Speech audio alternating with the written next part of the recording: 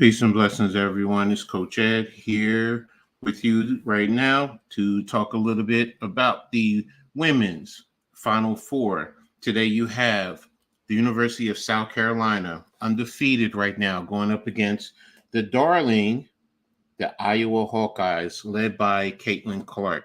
So, this is going to be a very interesting game. Um, you know, South Carolina is loaded. From Camila Cardoza to their freshman guards, they definitely can bring the energy. They can bring the flavor. Coach Dawn Staley has those girls really ready and primed. They want to make amends for last year, especially against Iowa. They definitely want to get redemption and bring the trophy back down to South Carolina. On the other side, you have Caitlin Clark. Their roster is not as loaded, but between Clark, between Marshall, Stewie, Martin, they have some players, so they can definitely go out there and hold their own. They're fundamentally sound. Now, yes, a lot of it is reliant upon Caitlin Clark, especially with her deep shooting, but it opens up a whole lot more for what they're trying to do. So definitely going to be an interesting game. Most people in the betting money says it's going to be in South Carolina, so we will see. But let's take a look at the chat. What's up, Dan? Rigged for Iowa, and man, that was a good game last night. The UConn Iowa definitely was a big game, good game. Shout out to everyone who tuned in. 14.2 million. So the women's game continues to draw the eyes. Some of it is Caitlin, but she definitely is a good draw. But, that was a great game. Going back and forth, especially down the wire. Yes, questionable, with the offensive foul call coming off of the screen.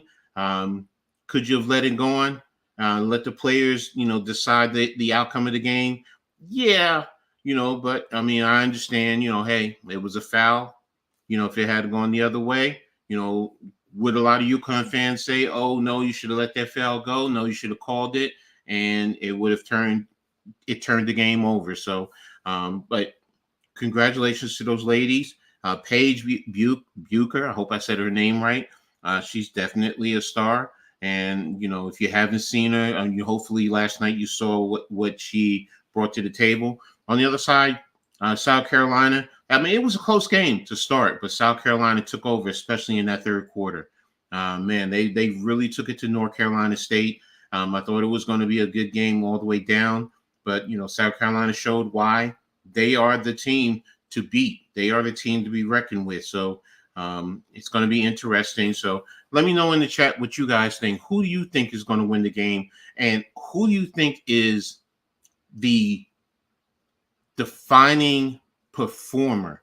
In other words, who do you think this game really relies on more than anyone? Is it going to be Caitlin Clark and for Iowa?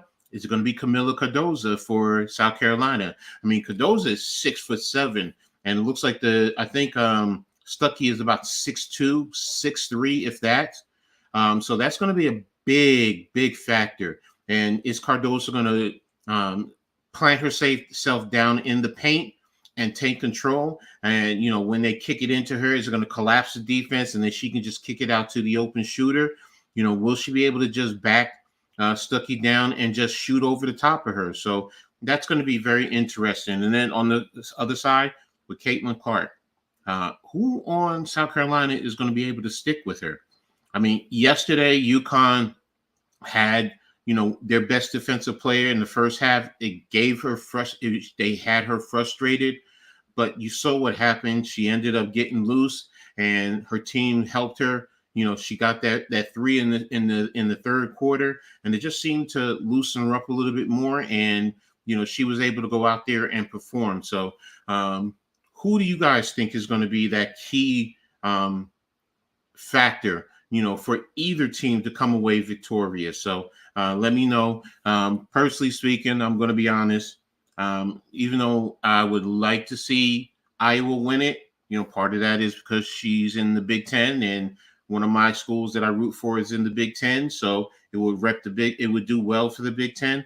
But on the other side, I really think South Carolina is going to win. I think they have too much depth. They have too much talent. Both teams are well coached. Both teams are gritty, but South Carolina just has too much talent, in my opinion, for Iowa to handle. I think, and also Iowa, they go usually about 7 deep. So, will that be a factor come later in the game too? Will they wear down behind South Carolina's onslaught? In foul troubles, that can also be another major factor, because South Carolina plays with a deeper bench.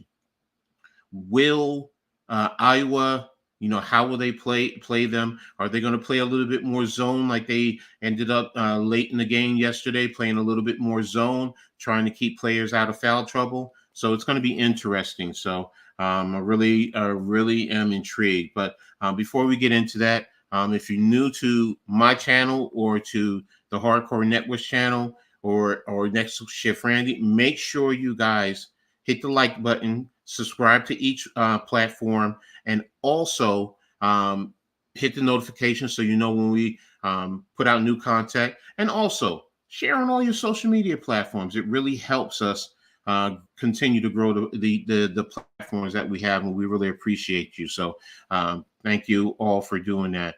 Charles, thanks for tapping in. Yes, thank you for hitting that like button. We really appreciate you, and thank you for helping us continue to grow. So right now, I got UFL on. They're winding down. If you don't know, the game is going to be on ESPN and ESPN Plus, and I think it's also on ABC. Let me just double check. I just saw a little bottom where it said ABC, so I just want to make sure that you are able. Yeah, it's on ABC. It's on ESPN. 850. And I think that's it. And ESPN Plus, if you have access to ESPN Plus. So that's how you can catch the game. So the football game just ended. So Birmingham continues to stay undefeated, 20-13 over Michigan. So we'll be getting into the Final Four, the women's championship game. So I'm really excited to see that. As usual, I'm watching with my team of 4 persons, including myself. This is powerful indeed. Well, thank you, Charles. And thank you to everybody with you that's watching. I hope you guys really enjoy the game. I know I'm looking forward to it. So definitely an exciting time for me to sit back and watch women's sports, because for those who don't know, I'm very big on women's sports. I'm a girl dad, raised three grown women, and I have a granddaughter. So really into, seeing the development of the young girls in sports. So it's not just, always, the males. The women go out there and they play well. They're fundamentally sound. I really enjoy their game. So right now, looking at the pregame, they're on the panel. You got Boston, Aaliyah Boston, Carolyn Peck, Andrea Carter, and Ochine Ubumike. So they're talking about the game. Can't have it on right now, but really excited. And you're also going to have, that's exciting, because you're also going to have Sue Bird and Diana Taurasi. So they're going to be doing a show along with the game. So there's many ways to watch this game. So, but really excited. Both teams, Iowa and South Carolina, were number 1 out of their respected bracket. So it's great to have 2 number 1s playing in the championship game. So I'm really excited for this, and looking for these stars to come out and shine, because the stars usually shine at the brightest moment. So, and that's what I'm hoping for with this, that these stars come out and they start to shine, and they put on a great show for all of us. So, let me see. They're going to have Robin Roberts in the first quarter. Snoop Dogg. All right. Neke Gumake and Jalen Hurts going to be talking at halftime, it looks like. And then third quarter, Jason Sudeikis are going to be there talking. So right now, I think this is on ABC. Am I on ABC right now?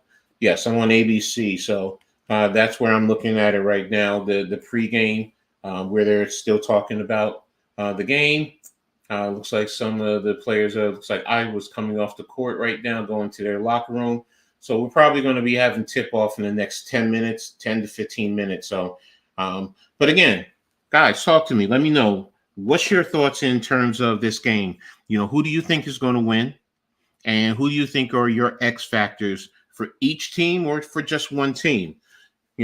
Like I said, I gave you two. Of course, Caitlin Clark, she's going to be a factor. But here's another factor. Gabby Mitchell. What's her defensive assignment going to be? And is she going to be able to sit down and knock down the shots like she was in the last game? Last game, I believe she ended up with 20 plus points, 23 points, if I'm not mistaken. So is she going to be able to do that again? Is she going to be able to help take some of the pressure off of Caitlin Clark? And is it going to also open up down low for Stuckey? Is she going to be able to go up against Cardoza and really handle herself? Because that's going to be a tall task. But looks like you got players from USC talking to the camera. They're in the runway, I guess, getting ready to come out. So it's real interesting. So I'm excited. So, but man, this is a beautiful thing, man. Watching the ladies play this game, the way they use this work off of the screens, their shooting, the movement, the cutting, the backdoor cuts. One type of offensive play that I love is the Princeton cut, especially if you do it effectively and efficiently. Where you set the right screens, you pull the defense up high, and you have the pass coming out of the post from at the top of the key or either side of the elbow of the key. And then if you have someone cutting, usually easy layup. So I've been watching that since the Pete Carril days. And when I used to watch it, I used to say, how can you, it's hard to stop. I used to say, how can teams stop that? Especially if they're pulling teams up. Now, if you're staying back or you're playing in the zone, then yes, you minimize that. But that's something that I'm going to be looking for. South Carolina, Cardoza does a good job in passing out of the high post. So definitely looking forward to that. And of course, again, getting back to my X factor for Iowa is going to be Gabby Marshall. Conversely, how does South Carolina defend her? Because they're going to be long, they're tall, they have quickness, and they play good defense. So I'm really intrigued by this. And I'm hoping for a really, really great game between these two programs. So, but again, like I said, South Carolina, they want redemption, because remember, last year they lost to Iowa in the semifinals, where Iowa went on to play LSU in the championship game. I mean, last year I did think I did think South Carolina was going to win, but Iowa stepped up to the plate. Well, guess what? South Carolina remembers that. So how are they going to attack them? And how does the game start? Caitlin Clark, is she going to come out and she going to start raining threes? Is she going to pull the defense out and open things up for the other players? And then for South Carolina, are you going to try and go in to Cardoza and try and foul, get the Iowa defense, low post defenders in foul trouble? Okay, so it looks like Iowa just came out onto the court now, so they're going into their final pregame warm-ups. So, and they're also showing they're in the pregame before they went out, their coach talking to them. So it looks like it was really a really, really great speech. I see Stuckey right there, see Marshall right there. So yeah, let's see how it turns out. I'm really excited to see how they perform. Yeah, they're going through their pregame workouts, routines. So it looks pretty loose. Caitlin Clark is out there pushing her coach, laughing. going around. They're out there smiling. So, looks like they're going to be confident. So that's one good thing. So tip off is in about 13 minutes, 12 minutes and counting. So got a good one getting ready to go. So, but again, make sure you guys hit the like button, share on all your social media platforms.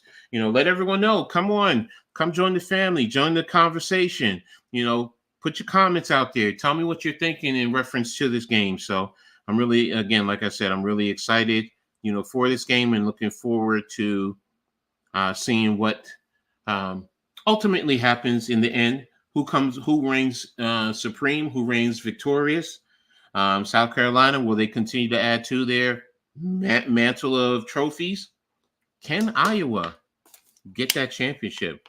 And if Iowa wins the championship, does that put Caitlin Clark in the Mount Rushmores of some of the elite women's basketball players? I mean, what do you guys think? It's kind of hard, when you think of the Aja Wilsons. I can go back to Lisa Leslie and Cheryl Millers back in those days, and Teresa Witherspoons with Louisiana Tech. Would she be in the Mount Rushmores?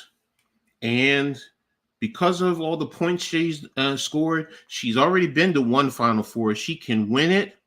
I would think she could be considered one of the greatest women's basketball players to ever play the game.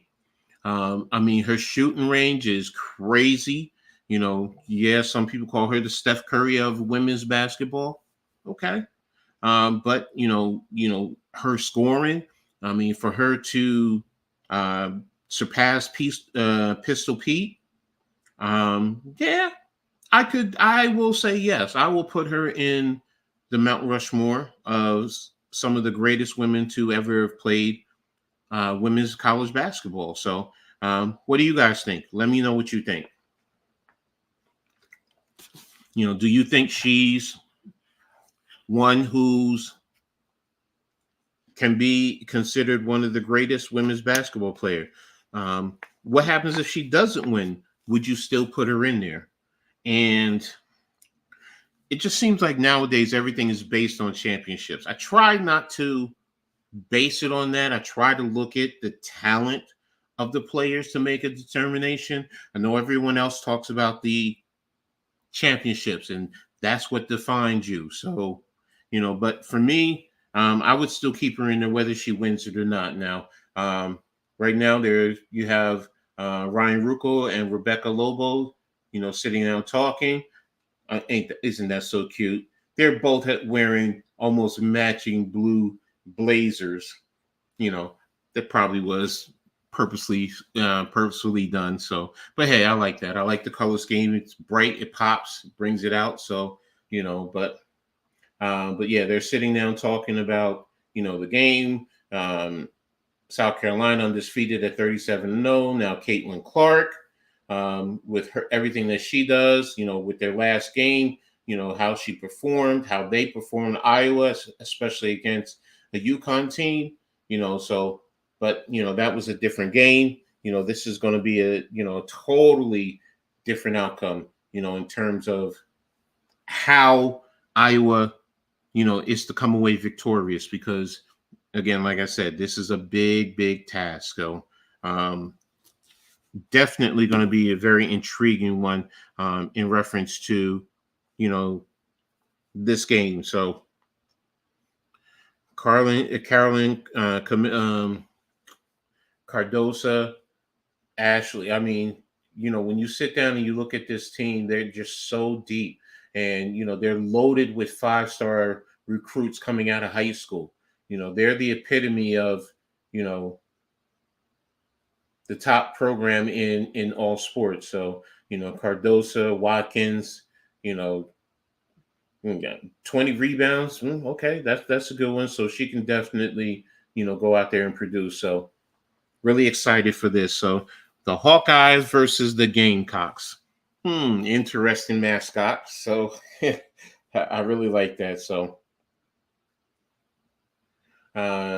Oh yeah, Pihiro. She definitely was a baller last game. So, but sorry about that. That was just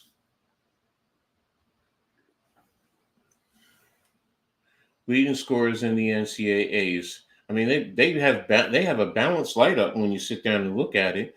So who do you sit down and focus on?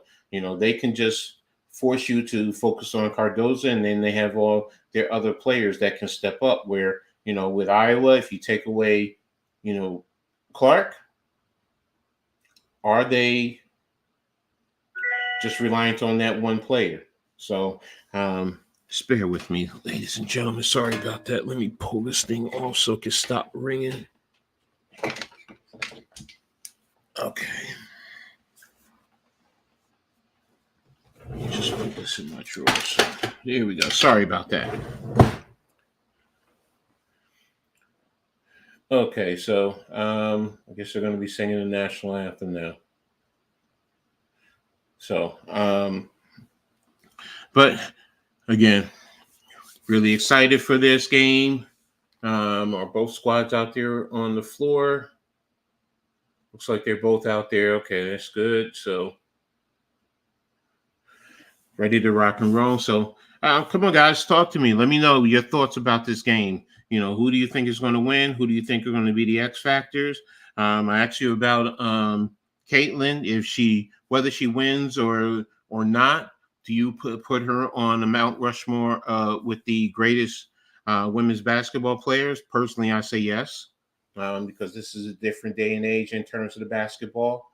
But yeah, she deserves her flowers to be there, along with the Aja Wilsons, the Cheryl Millers, the Lisa Leslies. There's so many that we could sit down and debate.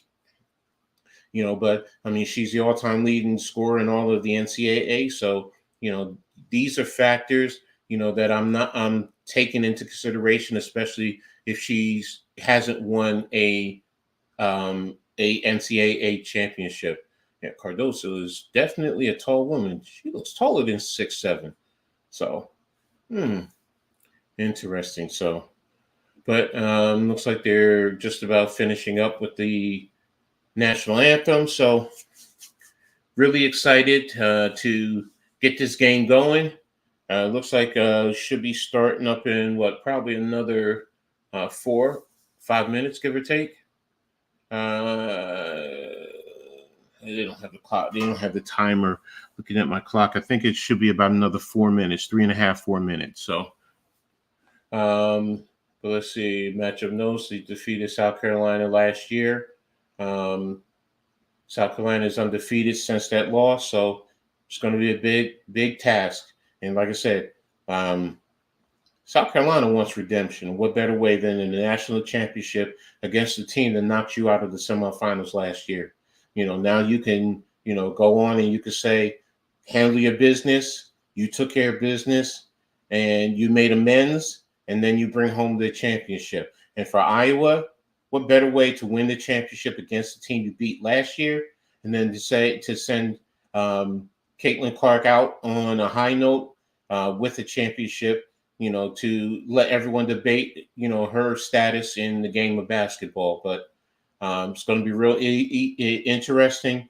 I know most of America probably is rocking with Iowa, and understandably, but probably is a good percentage that even though they're going to rock with Iowa, probably believe that South Carolina is going to win. So it's going to be really interesting and intriguing for me. So I want to see, like I said, Marshall, Caitlin Clark, Stewie, how they all do in Martin, how they all perform, especially going out there. I mean, they did play in a rough conference in the Big Ten, and they have fought their way to get to the championship. So this is deserving.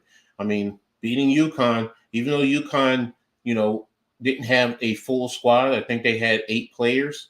For them to still take on UConn and handle, they've worked their way up. I mean, beating USC with Juju Watkins. So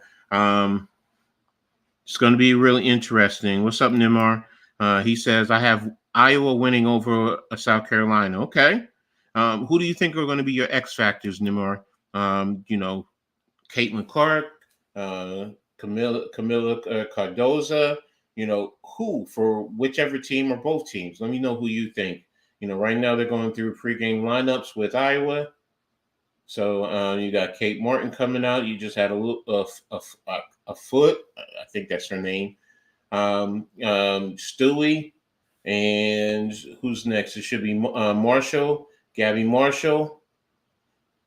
Yeah, I love me some Gabby Marshall. She could play for me any day. I love players like her. And then, of course, you're going to have Caitlin Clark.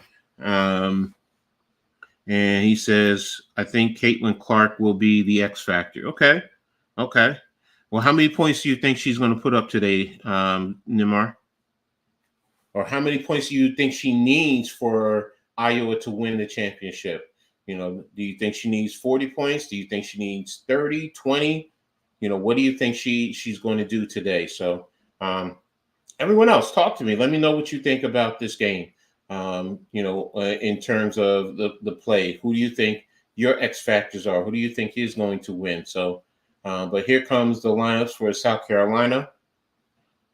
Like I said, they got some tall women over there. So, but let's see. Getting ready for their. I think she needs 40 points. Okay.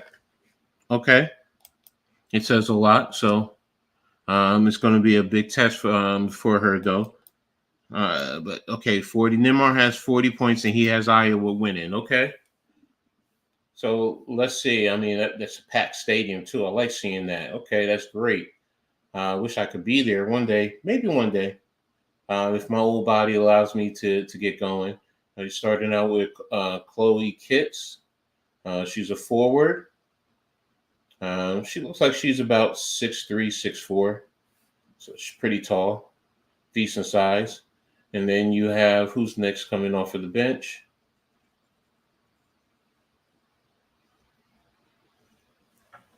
Camilla Cardoza. Just left Costco, went home. No problem, bro. You sign in when you get here. Just got to stream and just got to go on. Raven Johnson, definitely. And as you see, you also have sophomores with seniors. So, just let you know how they continue to develop the program year after year. Bree Hall, another junior guard. So it's not just veterans or seniors. It's a mixture. So and last one you have Tahina Pow. That's right, senior guard, good mixture. Born and raised in Iowa, now live in upstate South Carolina. It's a house divided. I bleed black and gold, but Iowa is going to have a tough assignment today. Hoping for a good, clean game. I'm with you, Jake. Definitely looking for a good, clean game. A very competitive game. Lisa Bluter is their head coach, and she's going to shake hands with Coach Staley. But yeah, I'm looking for a clean game. I'm looking for a very competitive game, a fun game, an exciting game, and a matchups of wits. Oh, there's Coach. Okay, she used to coach at Rutgers, played at Iowa. Okay, I forgot she was the associate head coach there at South Carolina. So okay, so it's some mixed feelings for her. I mean, she's working for South Carolina. You're going up against your alma mater. So Joetta Law, that's her name. Sorry, but yeah, it's going to be a very interesting and exciting game. So, all right. Hey, Liv Mitchell, thanks for tuning in. Make sure you like, subscribe, hit the notification, and share on all your social media platforms. Who are you rooting for? Look, it looks like you have a black and gold jersey, so I'm going to say you're going with Iowa. Who's your X factor if you're rocking with Iowa or whoever? Just let me know. Let the chat know who you think it's going to be. So, but come on, I'm ready to get this game going. Will South Carolina walk away with perfection, or will Iowa be the giant slayer like they were last year? Will they take down South Carolina? Will Caitlin Clark be able to step up and get her team going and lead them to the championship. But getting ready for the tip-off. All right, yeah. Liv says Iowa Hawkeyes. All right, no problem. All right, well, here we go with the tip-off. And South Carolina wins the tip. And here we go, moving the ball around to the right wing. You got posting down and take a shot, miss shot. Iowa with the run out, kick out to Stewie, and an open three, and hits. Looks like that was Morton with the open three. Iowa's up 3-0.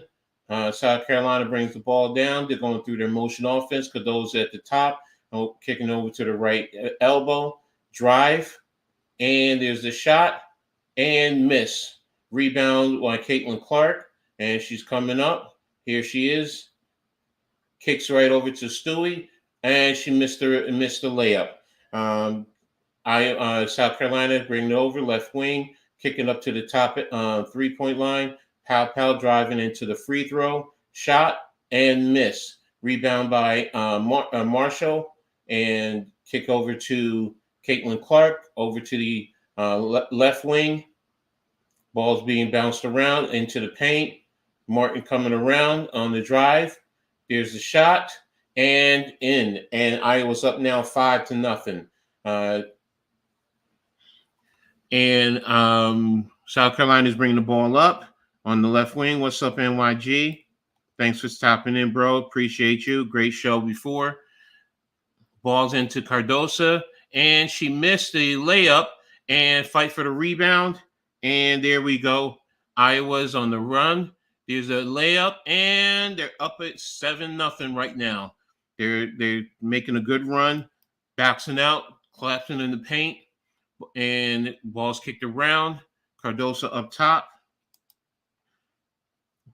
What's good, NYG? So, good job right now. It looks like they're playing sound defense. They're collapsing on Cardozo, 3 around her. She stumbles. I thought it was a foul, but okay, they got it. Kick out to Marshall on the rebound.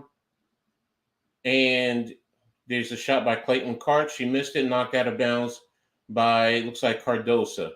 So right now, looks like Iowa's doing a good job making sure they get in front of the South Carolina players and then kicking the ball out so they can get running. So that's the other thing that they're going to be doing, is trying to run as much as possible. Ball's kicked out. And there's a shot by Caitlin Clark, a 3-pointer, and now they're up 10-0. Wow. I wasn't expecting this. I'm going to be honest with you. I mean, I did think, Carolina would be able to make plays. There's the fight into the paint, and she kicks it, rebound to Cardozo. Cardozo with the shot, and they're on the board with 2-10-2. And now they came down. Iowa came down, kicked it around to Clark, and with a 3-point, and looks like we got a foul there. So, Caitlin got, she pushed off a little bit. Hey, but the refs are letting them play today. Looks like that's what they're going to be playing with. So, so she has 3 free throws. She made the first one, so it's 11-2. She made the second, so it's 12-2. And good form, just playing with confidence. Here it is. So Caitlin already has 6 points, and Iowa's up 13-2 over South Carolina. So Iowa's in their man-to-man defense, and Stewie is doing a good job. 3-pointer from Powell, and she hits it. So right now it's 13-5. Caitlin Clark dribbles. She's penetrating. Feed, and she gets the 2-pointer off the backboard. So 15-5. Good job so far in terms of. And there it is. They get the ball down low to Caitlin Clark. to Cardosa, and she just used her height and her size. And there's another three by Iowa. Yeah, they need to settle down to get some stops on defense. And Iowa's just raining threes right now. They're playing with great confidence. They're loose. Really, they don't have anything to lose. Which is why they can be the Dragon Slayer. Pow with the attack into the post. Cardosa right there, out rebounding everyone. Look how much taller she is, fighting, and looks like Kits with the 2-pointer. So kick out right now to Caitlin Clark. And she's trying to set up Kit on the 3-point, knocked away, and she gets fouled again on a 3-pointer. Wow, South Carolina needs to really settle in defensively. Just get your hands up. You're taller than her. You don't have to stretch into her. If you just jump straight up, if I think her name is Kits, if she just goes straight up, at least she changes the trajectory of the free throw. Right now it's 18-9, and Clark has 3 shots, 3 free throws again. She just hit the first one, so it's 19-9. What's up, Mitch? Thank you for tapping in. Hit and subscribe, the like button, everyone. Clark is a GOAT for sure. Yeah, Chad, that's what I had said. If she, whether she wins this game or not. But already looks like she has 8 points. She missed the other one, so it's 20-9. But yeah, still she has 8 points. She's almost outscoring South Carolina by herself. All right, so they just did the screen. They got Cardosa fighting and shot up and rebound by Caitlin Clark. She's feeling great pressure by the South Carolina defense. There's the cut. And who's that with the rebound? We got a foul on the play, so but that was a good cut. Like I was talking earlier, with nice Princeton cut, with the the ball up high over the post at the top of the free throw line, and then you have a back door right there. What's up, Mitch from Chad? So right now, looks like we had players. South Carolina made some changes, brought some reserves in. Cardosa's out, Kidd is out. All right, so South Carolina's with the ball. They're coming up. And Iowa is still in their man-to-man defense. And the ball's rotating around. Deep 3. Offensive rebound by South Carolina. Looks like there was a foul again by Iowa. Hold, and we have a TV timeout. So, wow, man, this is a great game, man. This is a great game.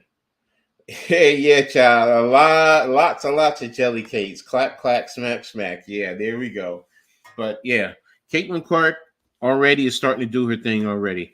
Let me just make sure she has 8 points. I believe she has 8 points in terms of this game right now. Let me cut off the sleeper.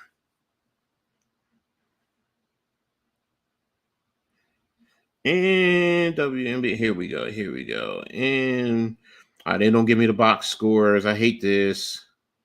I hate when they don't give me the box scores. Come on, people, give me the box score. That's always a good thing to have the box score. But hey, I understand. They do what they need to do. So let's see, NYG. Anymore, I'm rooting for South Carolina slightly, but I just want to see a good game for real. NYG, if you want to jump in, let me know. I'll send you the link, bro. But okay, let me see if we can get a box score here. Stats. Okay, for the Hawkeyes, a Folte, 2 points. Martin 5. Clark has 13 points already.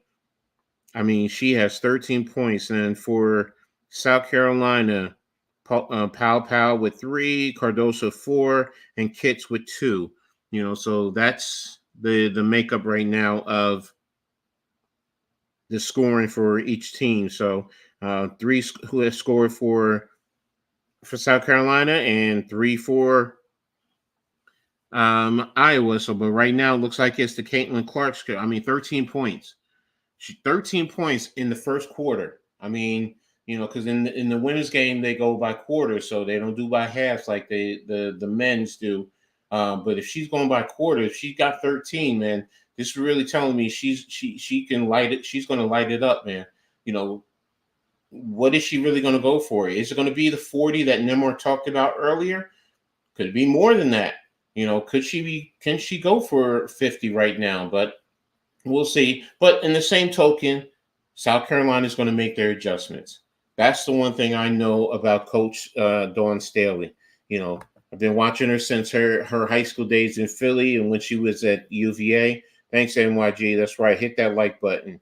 But Dawn Staley will get those ladies right. She'll get them refocused. And what are they going to do defensively? How are they going to adjust?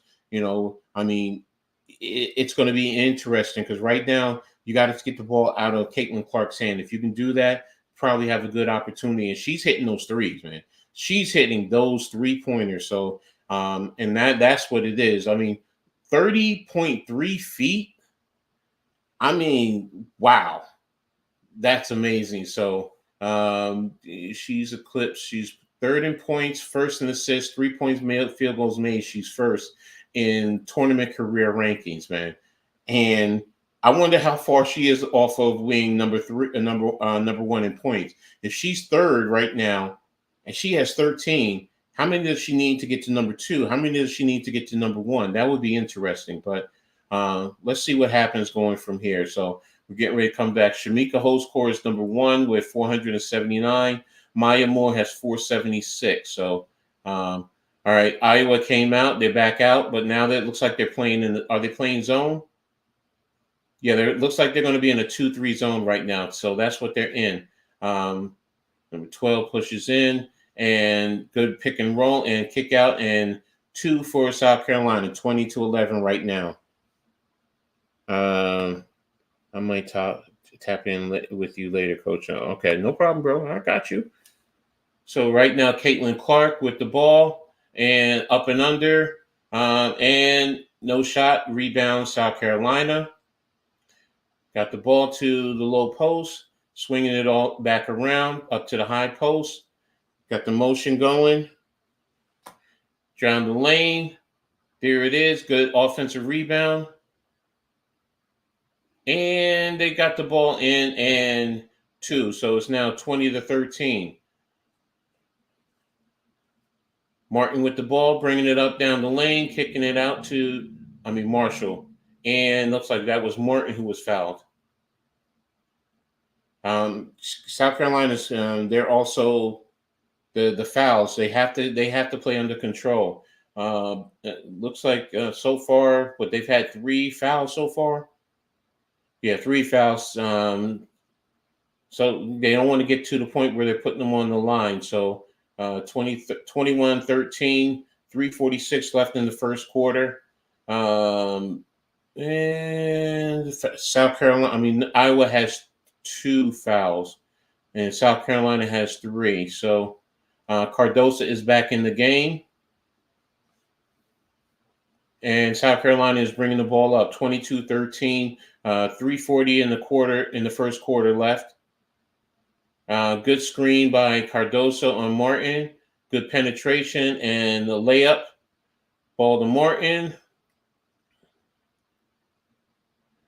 Sorry, that was Marshall. Martin down the lane. Stewie with the kick out to Martin. Down to Stewie. Stewie with into the lane with the open 3. Rebound, South Carolina.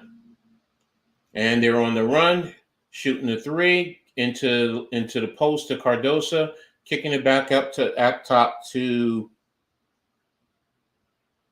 Young. Cardoso is fighting over to the other post.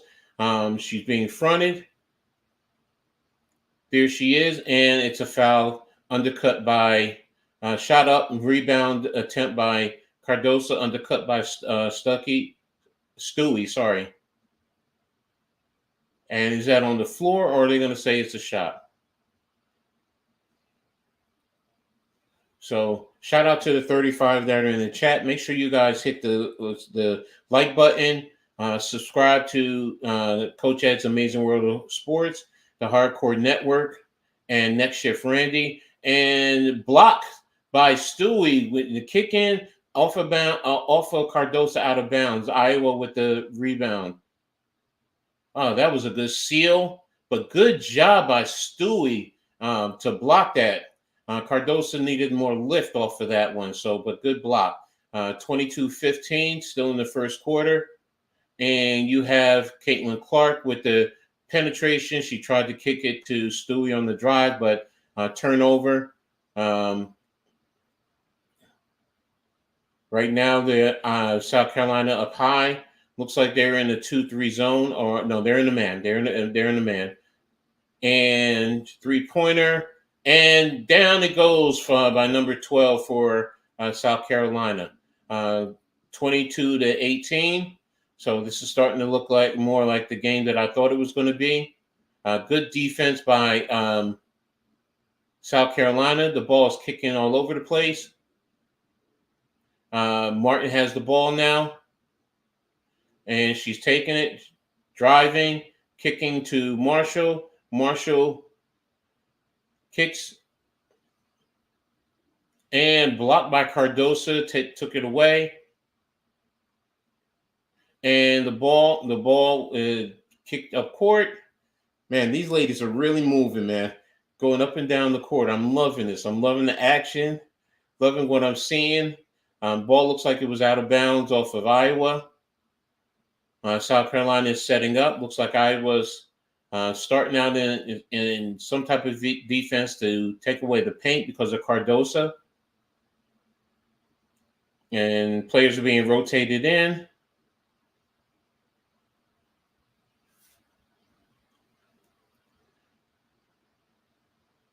Okay, so now that we see who's in the game right now, out of bounds play.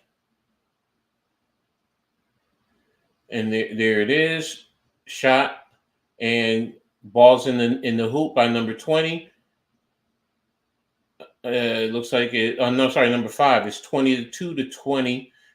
South Carolina's on an 11-2 run right now in the last 13 minutes.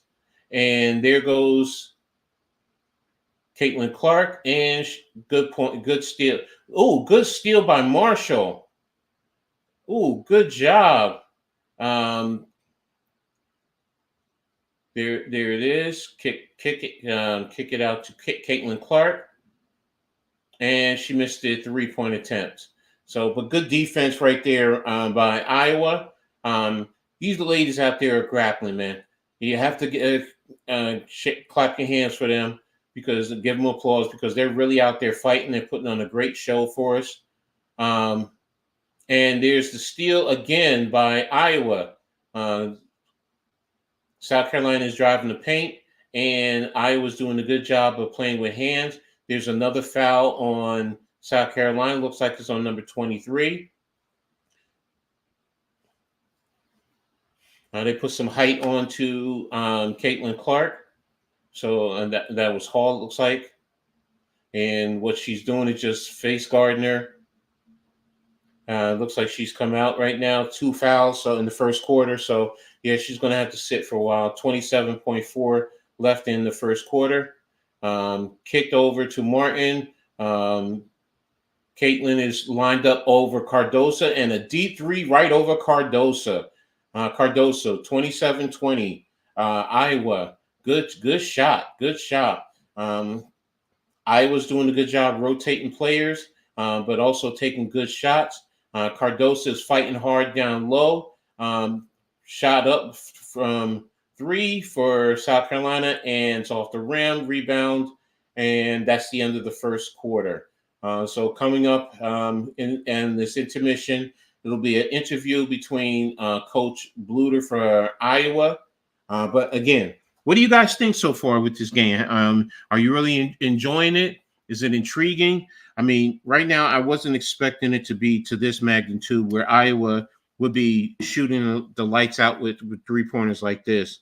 I mean, Caitlin Clark has 18, Martin 7, a Folte 3. that's pretty much it. Carolina, Pow 3, Cardoso 4, Kits 2, Fiegels, it looks like 2, don't even know her name. Folwitz 7, Johnson's 2. As you see, South Carolina is spread out.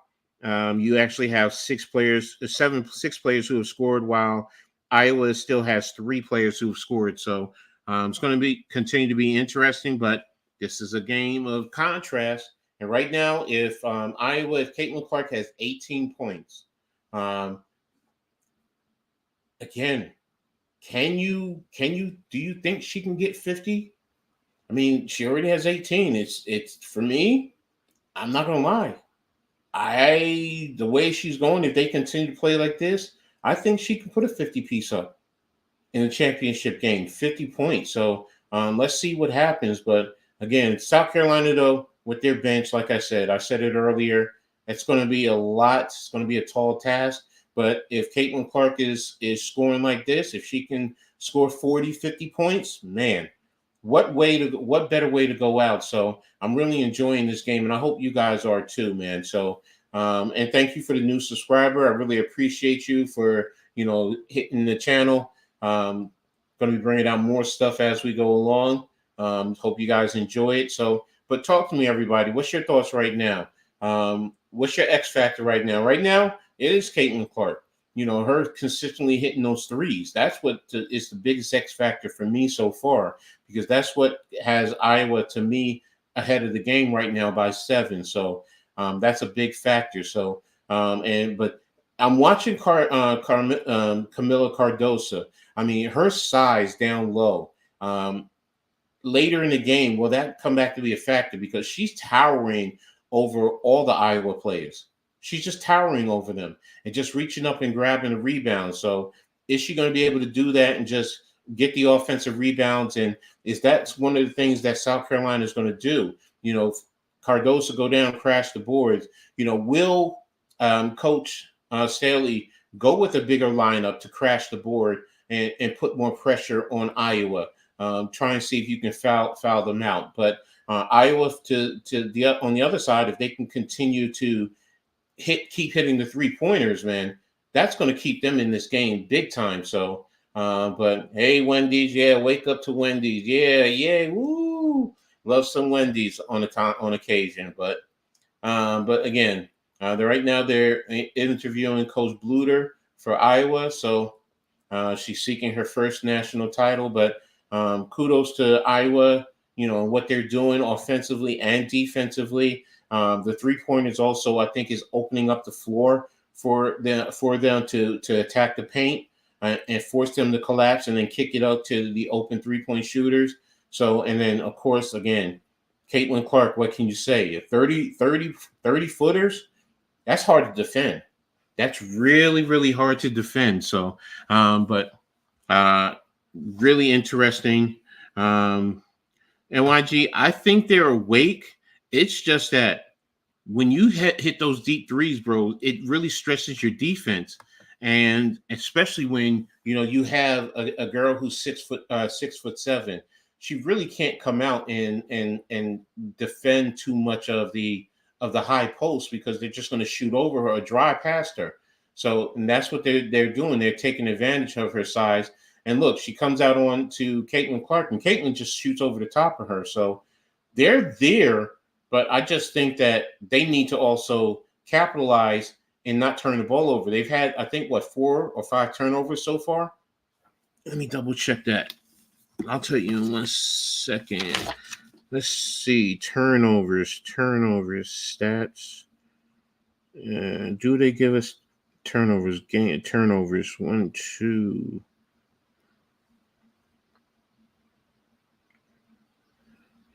Looks like they had 3 turnovers, so missed the last action. Sorry about that. So South Carolina has the ball, kicking it into Cardoso. She's drawing 3, 20 from the foul line, shoots, misses.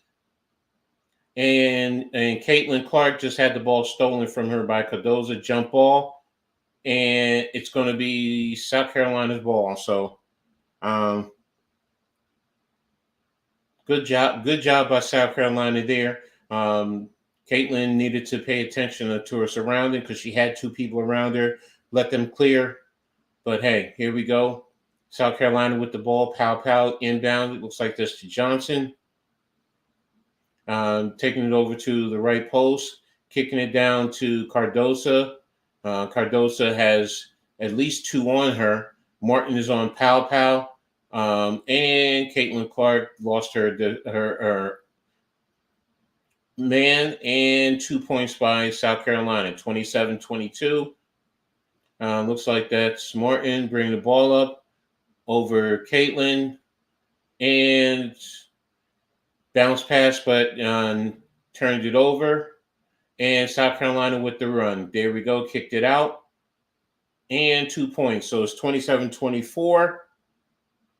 And Marshall brought the ball up, kicked it over to the right wing.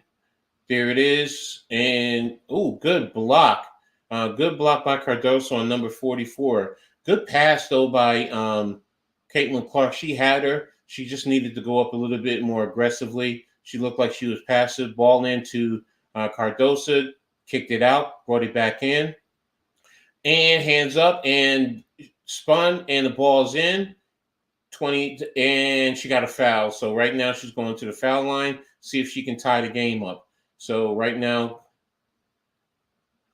they showed her block. She can recover quickly. Cardoso spun up. Yeah, there's the foul and one. So good job by Cardoso to draw the foul. And let's see if she can tie the score up right now. She has 6 points, 6 rebounds, 2 blocks. So there she goes, ties the score. And we're now tied at 27. South Carolina right now is on a 7-0 run. Ball is inbounded. And we have it to Caitlin Clark now, right at the half-court line. She's dribbling, penetrating. Got the ball blocked, kicked the ball back out, and three-pointer. And to I can't say her name. Affy. I'm just going to call her Affy. But good open three. And kicked the ball into Cardoso, pounded it into the paint, and she's up with a foul. Looks like that foul was that on Caitlin? Okay, they're showing the play where her shot got blocked, kicked it out into the open three. Afforder.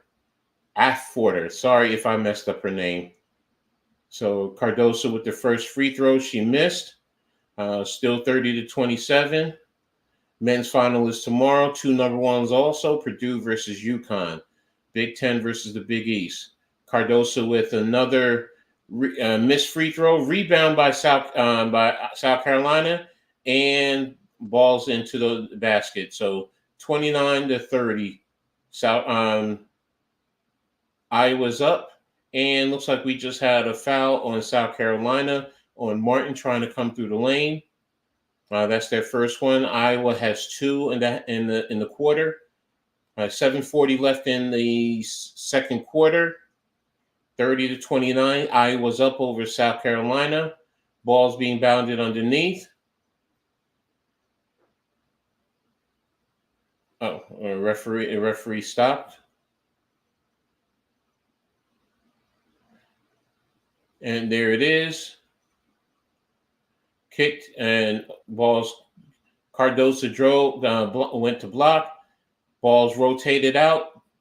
Drove Cardoso up, and Stewie with the layup. All right, South Carolina brings it up, going through their motion, driving, penetrating, kicked out to number 12, and there she goes. And she gets her own rebound. Cardoso with another offensive rebound. And she puts the ball in the basket. And it's now 31-32. South Carolina over Iowa. You got Afforder with the ball. Kicked it to Martin. Martin back to Afforder. Kicked over to Caitlin Clark. Caitlin with the pick by Stewie. And foul call on number 25, Johnson. It's a little bit too far up. Shouldn't have tried to foul her up there. Let her have it. I know she's a great 3-point shooter, but you're way above the three-point line. Stewie, back cut to Stewie with another layup. They're pulling Cardoso away, and they're having Stewie come from the backside, which is a great offensive play. I like that concept there. But again, to go into Cardoso, Cardoso has three around her. Open three. There it is. Rebound by Miss and rebound by Clark. And Alfredo missed the layup. And there's a drive and blocked by Stewie on number 12. Good job. 34-31, Iowa over South Carolina right now. Stewie, good rotation and good job. That's her second block that she has right now. So she's a good low post defender. All right. So right now it looks like, are they playing a zone? Iowa looks like they're in a zone right now. So there's a deep three by number 5, and she hits it, and we're tied up. 34-34. All right. So South Carolina said you're gonna play the play off of us, then we're just going to take the deep three. So right now we have Clark on driving, and they're really reaching in on her, and they got another foul. That's the third foul on South Carolina in this quarter. So Coach Staley doesn't look happy. She doesn't think it was a foul, but that was Johnson for South Carolina that hit the three. So good job by South Carolina. Caitlin Clark with the deep three. Miss, rebound by South Carolina. There they go, drive. And what's going on? Is there a foul? Oh, they said he turned over? Okay, no points. Iowa with the basketball. Brought the ball up by Martin. Give it over to Marshall. To F forward to Martin, deep three, and off of Stewie, the rebound. So ball's turned over to South Carolina, 34-34. They're bringing the ball up. Johnson brings the ball up, calling out the play, coming down the left side. Got the screen by Cardoso. And there it is. They're high post, doing the high post, high-low. And there it is, 2 points. First lead by South Carolina, 34-36.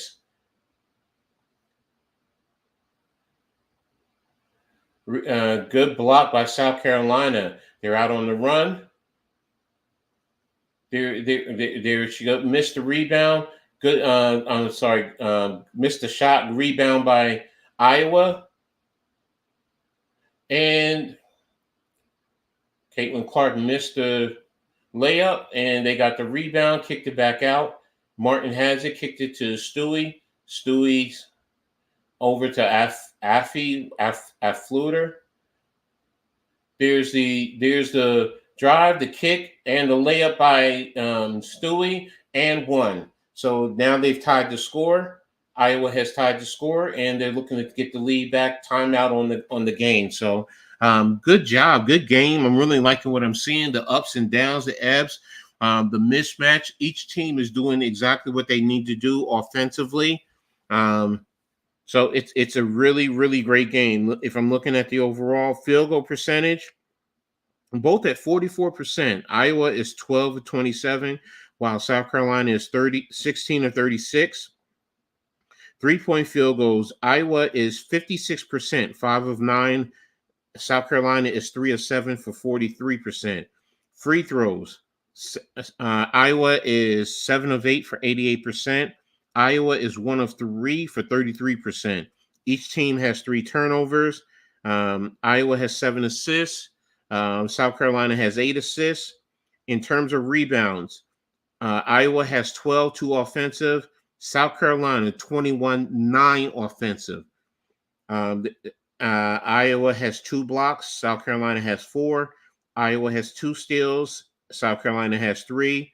Personal fouls 5 to 8 in Iowa has 5, and South Carolina has 8. So as you see, this game is really balanced across the board, man. You know, from the field goal percentage, free throws is to Iowa's advantage. But if you look at the field goals, I mean, 36 shots. They're probably taking most of theirs in the lane, and the offensive rebounding 9-2. I mean, that says a lot right there. So that's where South Carolina is going to try and take advantage of it in the lane. They're going to try and take advantage of Iowa because they don't have the height, and they can crash the paint, and they can get the offensive rebounds and putbacks. They have the size over Iowa. We've seen it. Iowa just has to keep hitting those 3-pointers, man. They have to hit their 3-point shots and those good 2-point shots that are not in the lane. Draw South Carolina out. You have to draw them out. And then, as you're seeing, when they draw them out and they draw Cardoso, then they try and hit them with the backdoor cuts. That's the beautiful thing in terms of their offense. Let me look at their fouls. Do you have personal fouls? Hall has 2. I don't think anybody else has. Oh, yeah. And Watkins has 2. And for the Hawkeyes, let's see. You have O'Grady with 2. Yeah, no one in serious foul trouble. I mean, the most is 2. So, well, if somebody gets 3 right now, then that changes the whole complexity of things. So, but right now, we're getting ready to come back. And Iowa's going to be going to the free throw line. Stewie's going to be going to the free throw line and go see if she can add 1. Scoring today, 16 for the South Carolina starters, 20 for their bench. So that's where they've made that comeback, from their bench points. They didn't realize that. So 20 points there. So that's what they need to do. Keep hitting them with their bench point. Again, as I said before, they have a deep bench. So their bench scores 33.8 points. They're number 2 in Division I. So that's what you have to lead on, your bench scoring, attacking the paint, offensive rebounding against the smaller Iowa team. So Stewie hits the free throw. So Iowa's back up by 1, 37-36. So what are we in? Iowa's back in the zone defense. So right now they have 3 high. They're rolling Cardoso into the paint, and she kicks it out to an open 3, and it's missed. Kitty's back in, and she gets the rebound, rolls, and up with a shot, but there's a foul. So there's a foul on, looks like it's on Afferter. I'm sorry, I keep messing up this poor girl's name. I'm just so bad with it. I'm sorry. All right, but she's out, and looks like Fewback is in. So right now, South Carolina's at the line, shooting 2. First one is up and in, so we are now tied. And look out for the WNBA draft a week from tomorrow, from Monday, April the 15th. There's the other free throw she missed, and looks like Cardoso is going to get a foul over the back. Dawn Staley is ranting about it, but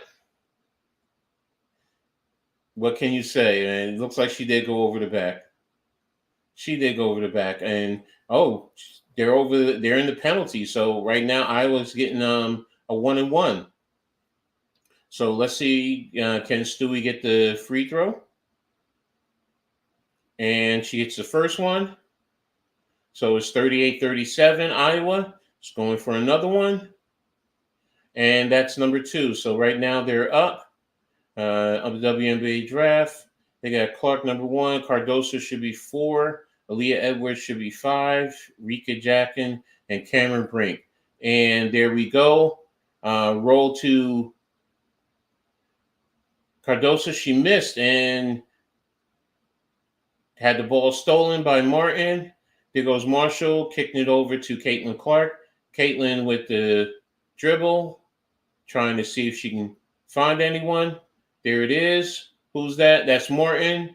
And she got space from Cardosa, and there she goes, putting it in the basket. And that's another 2 points for Iowa. It's 41-37. South Carolina brings it down. Iowa's still in their matchup zone. South Carolina is trying to find the open man. There's the steal and a foul by Johnson of South Carolina. Backside, it was going to be a steal, and Johnson bumped the Iowa defender while she was going for the steal, and she picked up a foul. So foul trouble, you have Watkins, Johnson, and Hall all with 2. So it's starting to get referees are starting to call it a little bit more, a little bit closer now. So Cardosa is out, Johnson is out. Free throws, 11-5. Iowa has hit 10. They're 10 for 11. South Carolina is 2 of 5. So that could be a big factor come later too. All right, ball's in play, giving it to Caitlin Clark. Over to Marshall. Stewie with the drive. And she drove and she missed. She was attacking the middle because Cardosa is not there, but she missed the layup. So they come back down. They're still in their zone. Iowa's kicking it into the low post. Got 2 collapsed. Powell with the ball, kicking it to the open Johnson.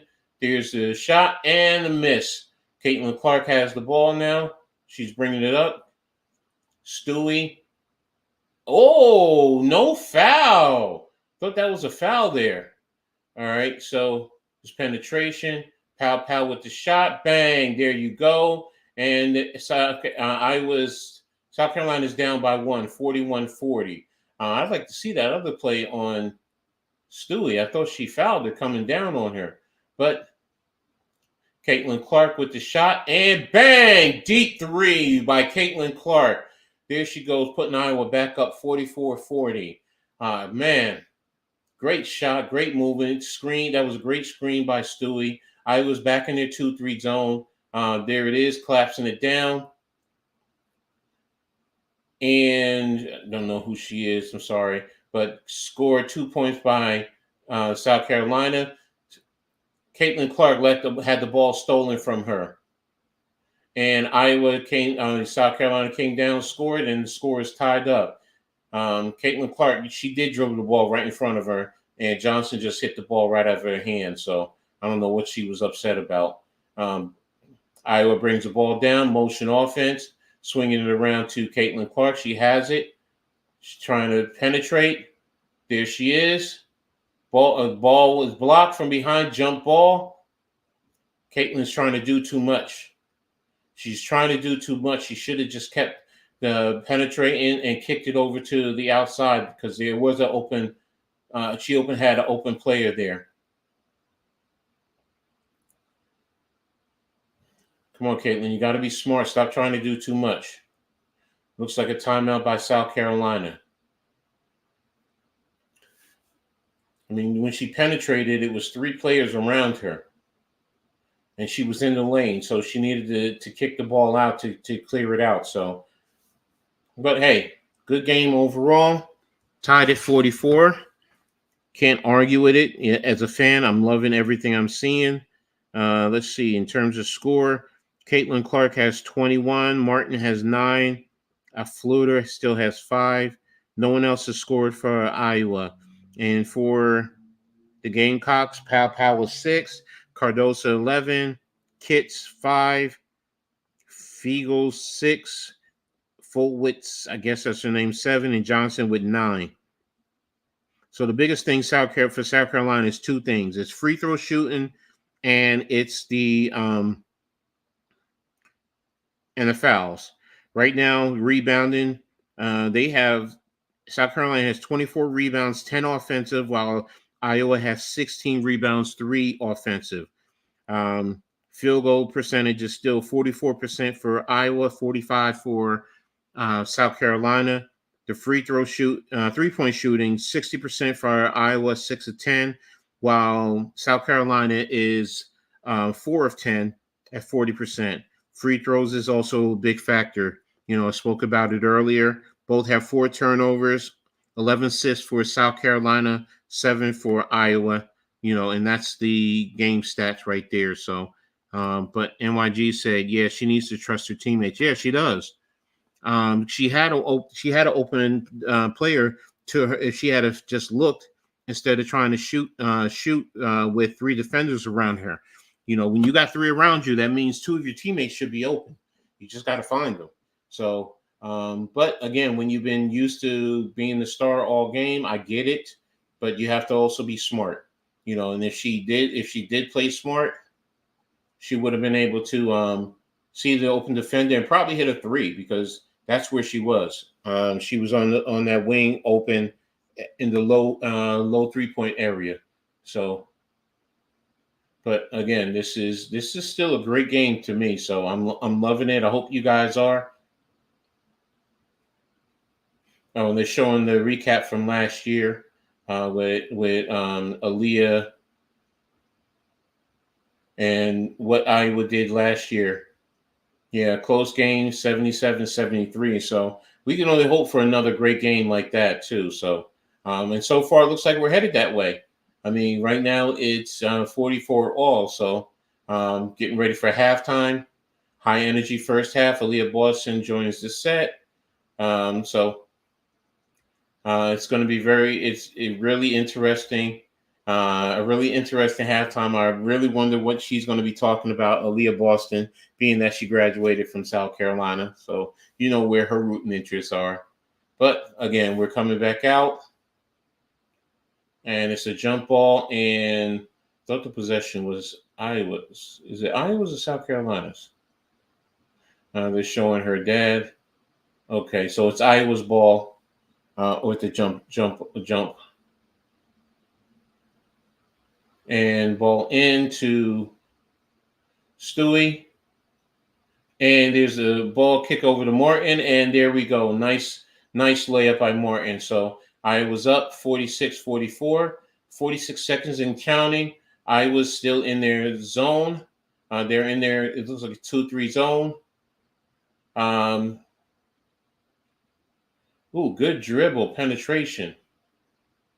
And the ball is missed. The rebound to South Carolina. Another offensive rebound. Deep 3. And South Carolina hits the deep 3. So they're up 47-46. So Iowa has the ball. And Caitlin is bringing the ball up right now. About 12 seconds. And again, she had the ball stolen from her. She's very careless with that ball. And it's being stolen by South Carolina because it's right in front of them. And the tie ends out. Man, that's 2 terrible steals by Caitlin Clark, just giving it to South Carolina. And South Carolina goes in at the half, 49-46. Man, that was big right there. That was big. She really wasn't paying attention and being smart. Anytime the defense is collapsing on her, yeah. And right there, poor offensive set for Caitlin Clark. I mean, they're reaching their hands, and you got to be smart. You have to be smart. You cannot just sit there and just think that you're just going to bring the basketball up and just dribble it right in front of them, and they're not going to reach their hands in. That's exactly what they're going to do. You've seen they've done it several times. So you have to be smart and put your body between the ball and the defender. So hopefully, at halftime, she gets her head on right. The coaches get into her and get her to play a more efficient second half. And start relying on your teammates, man. I know you have 21 points. Morton has 11, so she is giving you certain. Stewie is giving you 9. So you are getting something from some of your teammates, man, but you need to be smart. I'm also surprised Gabby Marshall hasn't scored anything. I'm really looking for her to step up her scoring in the second half. As far as South Carolina, Pal has 9, Cardosa has 11, Johnson with 2, Kitts with 5, Figi, I'm sorry, I don't know her full name, has 6, Fulwitz has 7, and Johnson has 9. So South Carolina is very balanced with their scoring, and their fouls right now. No one has more than 2. So that's going to be to their advantage coming into the second half. So, but again, good game. We're at the half right now, so um, I'm really intrigued. Come on, guys, talk to me. What are your thoughts about what you've seen so far in this game? What do you like? What do you not like? Is it too right where you thought? I mean, the key X factors for me were Caitlin Clark and Cardosa, and they both done exactly what they needed to do. I mean, Cardosa with her points, how many rebounds? She has 7 rebounds. I mean, she's 5 of 10 on her field goals. She's 1 of 3 on 3 points, 2 block shots, and she has 1 personal foul. So she's doing what she needs to do to stay in the game right now, especially with those 7 rebounds. Caitlin Clark, like I said, 21 points, 5 rebounds, 2 assists. She's 6 of 14 from the floor, 4 of 6 from 3-pointer, 5 of 6 from the free throw, but she has 3 turnovers. I mean, that's big right there.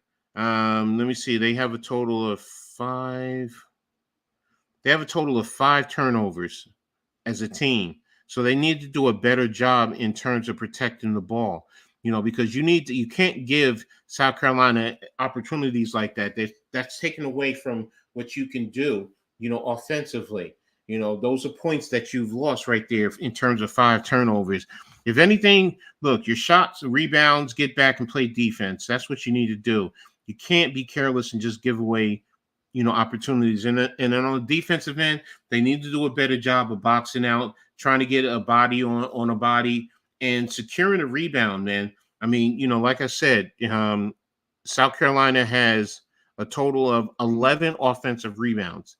I mean, I don't have the putback points right now. If I wish I did, but 11 offensive rebounds, that lets you know that they're staying in the game because of that, especially if they have a good percentage of putback points off of that. So Iowa has to do a better job in the second half. South Carolina also, they have to do a better job when they're attacking the paint. They need to make sure they get the ball into the hole and secure, and they need to do a better job of not fouling. Don't give Iowa, free throw opportunities. That's what they need to do. Cardosa needs to work her size more on the inside. Be physical. South Carolina needs to slow down that Iowa offense and make them exhaust their energy on defense. Force Clark to play both ends of the court. Yeah, you're right. You're so right. Cardosa, though, she is playing big in the paint. South Carolina does come down. They get it to her. She kicks it out. And then on the rebound, I mean, she is fighting for those offensive rebounds. It's just that what Iowa's doing is they're collapsing 3 around her when she gets into the paint. So she does have to do a better job. Let me see how many assists does she have. I don't believe Gamecocks. Cardosa has 2 assists. So and her teammates, when she kicks the ball to you, you got to hit those open shots, because if they're collapsing 3 around her, then you should be having open shots and you should be hitting those open shots. And again, you're at 40% on 45%. They're 5 for 11 on 3-pointers. So you have the opportunity to hit the 3-pointers. To make 3-pointers, you just got to hit them. So Iowa is. I mean, they have 6. They have 6 3-pointers. So, but again, Cardosa, she is using her size at certain opportune times. Iowa's just doing what they need to do, especially with the zone. They're collapsing. They always have at least 2 people around her. So, and that's what they're showing right now. The way that they're playing the high-low, the in-out, the 2-man game, and then, her using her size over the Iowa defenders, because it looks like the next biggest Iowa defender is about 6'4", 6'3". So they really don't have good size in the paint. So, yeah, like NYG said, they need to really be physical in the paint. If you're getting all these offensive rebounds, you need to continue, and you need to also draw more fouls from Iowa, because, again, they're not getting a lot of personal fouls. They have 1 person with 2, O'Grady with 2, and it looks like they've had O'Grady and Alfie. So they've had a total of 2, 4, 6 fouls that has been called on them all game. 6 fouls, and Iowa has 3 players with 6 fouls. So that's where it is. South Carolina limit the fouling, continue to rebound, attack the paint, draw fouls on Iowa, and for Iowa, rebound, limit their offensive rebounding, and continue to hit your threes, spread the offense, and then also hit them with the backdoor cuts as you've been doing, especially with Stuckey, because she has, I believe she has 9. She has 9 points. So they're getting some semblance of a balance, even though it's from 4 players. They're getting contributions from everyone that's played. They played, looks like 7 players. Yeah, they played 7 players. So, Iowa needs to continue what they're doing, be smart, and Caitlin Clark, don't turn the ball over. Don't turn the ball over. Don't turn the ball over. Caitlin Clark, don't be the reason why your team loses. Let South Carolina earn their win. If they're going to win, let them earn it. They should not. You shouldn't give it to them. So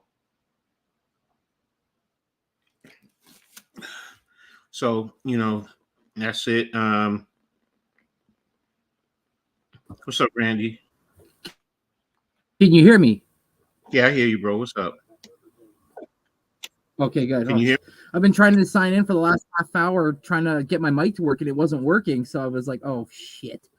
You all right? Everything all right? You all right? Can you hear me? Yeah, I can hear you. Can you hear me? Okay. Yeah, I got you. I hear you perfectly. Okay, good. Okay. Yeah, we're good now. All right. As for Iowa, thanks for tapping in, man. I really appreciate you. I hope everything is all right with you, though. You feeling good? Yeah. We're good. Yeah. Just my mic issue. Just the mic. Okay. As for Iowa, Clark needs to stop playing hero ball and get others involved. That's what makes great players. The ability to elevate your teammates in big games. Yeah, you're right. You're right. So, but I've been talking. Go ahead, Randy. Give me your thoughts on the game so far. Yeah, I saw a stat here really quick just before I popped on, and South Carolina has 22 bench points to Iowa's 0. So at some point, I think Iowa's bench needs to step up and start scoring too, because like NYG said, like you got Caitlin Clark, but if they're gonna try to like home in on her, the other girls got to step up too. So like, it's I would love to be a fly on the wall right now in the dressing room of both parties around to hear what's going on, because on one side you got one coach probably saying, just let's keep our foot on their throat. We got them right now. We got a 3-point lead. Let's just go out there and do our business. And then the other coach is saying, okay, listen, it's a 3-point lead for them, but we're in striking distance. Let's go out there and show them. So exactly. You're in striking distance, and you got to be smart. Like in great point in terms of the bench points. I mean, 22-0. That's big. Yeah, that's big right there. And that puts more pressures on your starter. And for like Gabby Marshall not to have any points, that's also another big factor. So because she needs to contribute offensively. But great point on the bench point. I mean, looks like they've only played 2 players from the bench. Let me just make sure. Yeah, it looks like it's only been 2 players from the bench that have played. So 7-man rotation. They definitely gonna need points from whoever comes from the bench. O'Grady and Feuder. I remember who Feuder is. Yeah, she's number 2, I believe. But yeah, they need to definitely get those points from the bench. Something, some type of points, even if it's 4 points each. That helps out immensely. So but yeah, great point. Great. I like that stat. As far as South Carolina, offensive. I mean, bench points, rebounds, especially offensive rebounds. And they need to limit their fouls. So that's what I think they need to do in the second half in terms of South Carolina and Iowa. For me, in terms of Iowa, is don't be careless with the turnovers. Keep hitting and taking the 3-point shots, because that's your equalizer, and try and limit what they can do in the paint. If I think if they can do those 3 things, it puts them in good position, to win, because South Carolina has been fouling you, so you're hitting your free throw shots, and your 3-pointers are pretty decent. So it's just you're getting out rebounded. I Yes. mean, to me, that's the biggest thing. 25-16 overall, 11-3 in offensive versus offensive rebounding. That's a big thing. The blocks I expected 6-2, five steals to 2 for Iowa, and like I said, 10 personal fouls to 6 for Iowa. So right now you got to limit the rebounds, hit your 3-pointers, hit your free throws when you get to the free throw line. I think they'll be fine. And then continue to, like I said, spread them out, pull Cardosa up, and hit him with that backdoor. Absolutely, because if she's able to stay down low, she's got you beat. Because then at this point you have to hit your outside shots, because otherwise when you get down low, you're basically giving the ball back to South Carolina. Exactly, and she's intimidating them. So, and then when she's on offense, yeah, keep doing what she's doing, man, because she's really towering. If you can get offensive and putbacks, simple putbacks, it goes a long way. So. But again, I mean, overall, though, I'm really liking the game, though. So, nice competitive game. So, couldn't ask for anything better. Like you said, like for example, Iowa 6 of 10 from 3, so Gamecocks 5 of 11. So it's like 45% versus 60. Like you said, free throws 10 of 11 for Iowa, 2 of 5 for the Gamecocks. So it's like these numbers, some of them are pretty glaring, like you said, especially the offensive rebounds too. Yeah, but I mean, I expected Cardosa probably to get a few, but when you see South Carolina and you look at them, they're crashing the board. That's what they want to do. They want to crash that board to get the rebounds, and that's smart. That's smart on their end. Use your height to your advantage. So, but and it'll open up the 3-pointers later on, because again, Iowa has hit 6, they've hit 5, so it's not like a big glaring holes in terms of the 3-pointers. So, so it's still, still a close game. But, the free throws, if they hit their free throws or do better in free throws, maybe you get 2 more points. It's still a close game to me. So, exactly. And that Chloe Kitts, man, my goodness, I didn't know much about her. Now I do. Yeah, we all do. I mean, I'm like, oh, she's a sophomore too. Okay. But, yeah, she's, I mean, again, this is a great game. I'm loving what I'm seeing. I'm loving the action, and I'm being introduced to some new women, and, to continue to watch. So, in terms of Kitts, I really didn't know much about her, until this game. So, and then, a little bit more Iowa, because it's Big Ten. So, but hey, it's Big Ten versus SEC, so couldn't ask for anything better. So, and I'm loving, like I said, I'm loving this game. So let me ask you this though, because I asked earlier to start. Okay, whether Caitlin Clark wins this championship or not, would you consider putting her in the Mount Rushmore of women in college basketball? Whew. I mean, she just surpassed being the greatest scorer in women's history right now. So when it comes to scoring, I see, like, I know a lot of people put a lot of stock on championships, and rightfully so, because that says that you can lead a team, but also that when push comes to shove, you're that crunch dog that can put a team out. And so far she's hasn't won it big. But like you said, like this isn't a game of just one person. This is a game of more than just one female.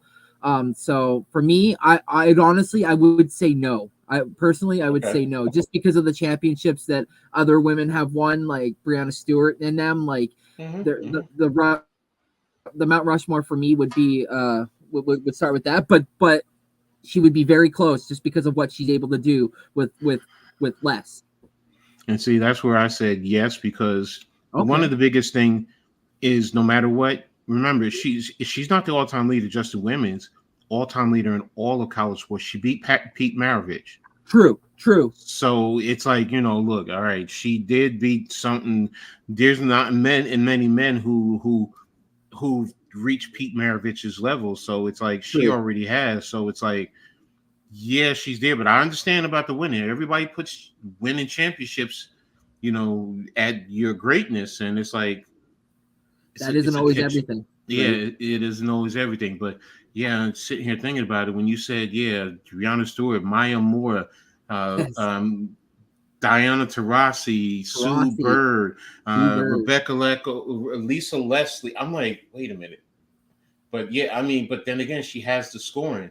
And there's Yes. the shot, and it's up, and rebound by Iowa by my girl Marshall. I'm sorry, I love Marshall. I love Gabby Marshall. I really do. Yeah. Fiery little thing. So there it is, kicked over. Who's that to Martin? Stewie with the three, with the ooh, Stewie with the screen, but missed shot by who was that? Was that Martin. Caitlin? Yeah, Yeah, that was okay. Martin. Yeah, that was Oh, Martin. that was Martin. Okay. And there it is to Kits, and nice shot and layup, and they're up by 5 now. So 46-51. And there is good defense, kicking it over to Martin at the top, Stewie at the right wing, Martin with this shot, and she missed. And it's nothing but Gamecocks down low. And here they come. Are they in the zone? No, they're in the man-to-man. Kick it over to Kits. She took a step in. Whoa, already. There we go. Yep. South Carolina is up, so can't just give it a shot. Now, oh man, she missed the open 3. And South Carolina is on a 9-0 run since the end of the second quarter. Starting to set everything up in their man-to-man defense. Motion opening up the lane. Pow with the balls.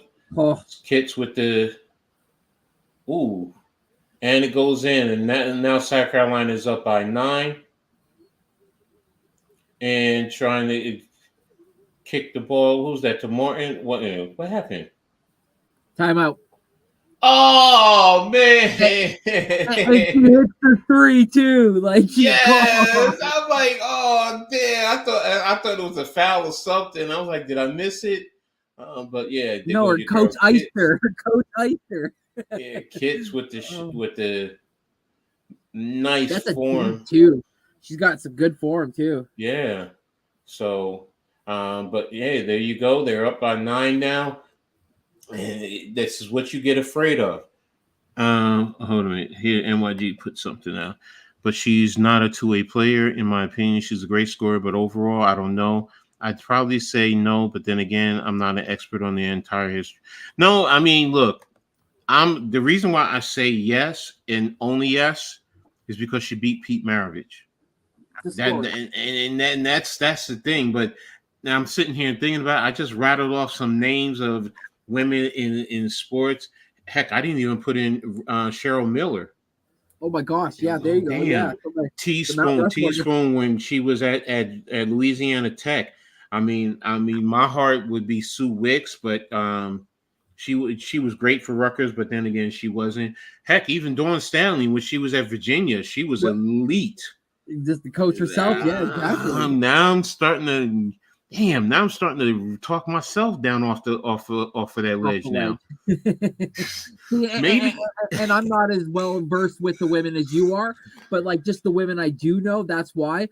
But like I do give her kudos to the fact that what she did, but also was it the 3-point line not a thing when Pete Maravich was in the NBA in college? So there you go. There's also that as well. So there were times too that you couldn't even dunk in college basketball, and they took away a lot of points for guys who dunked the basketball.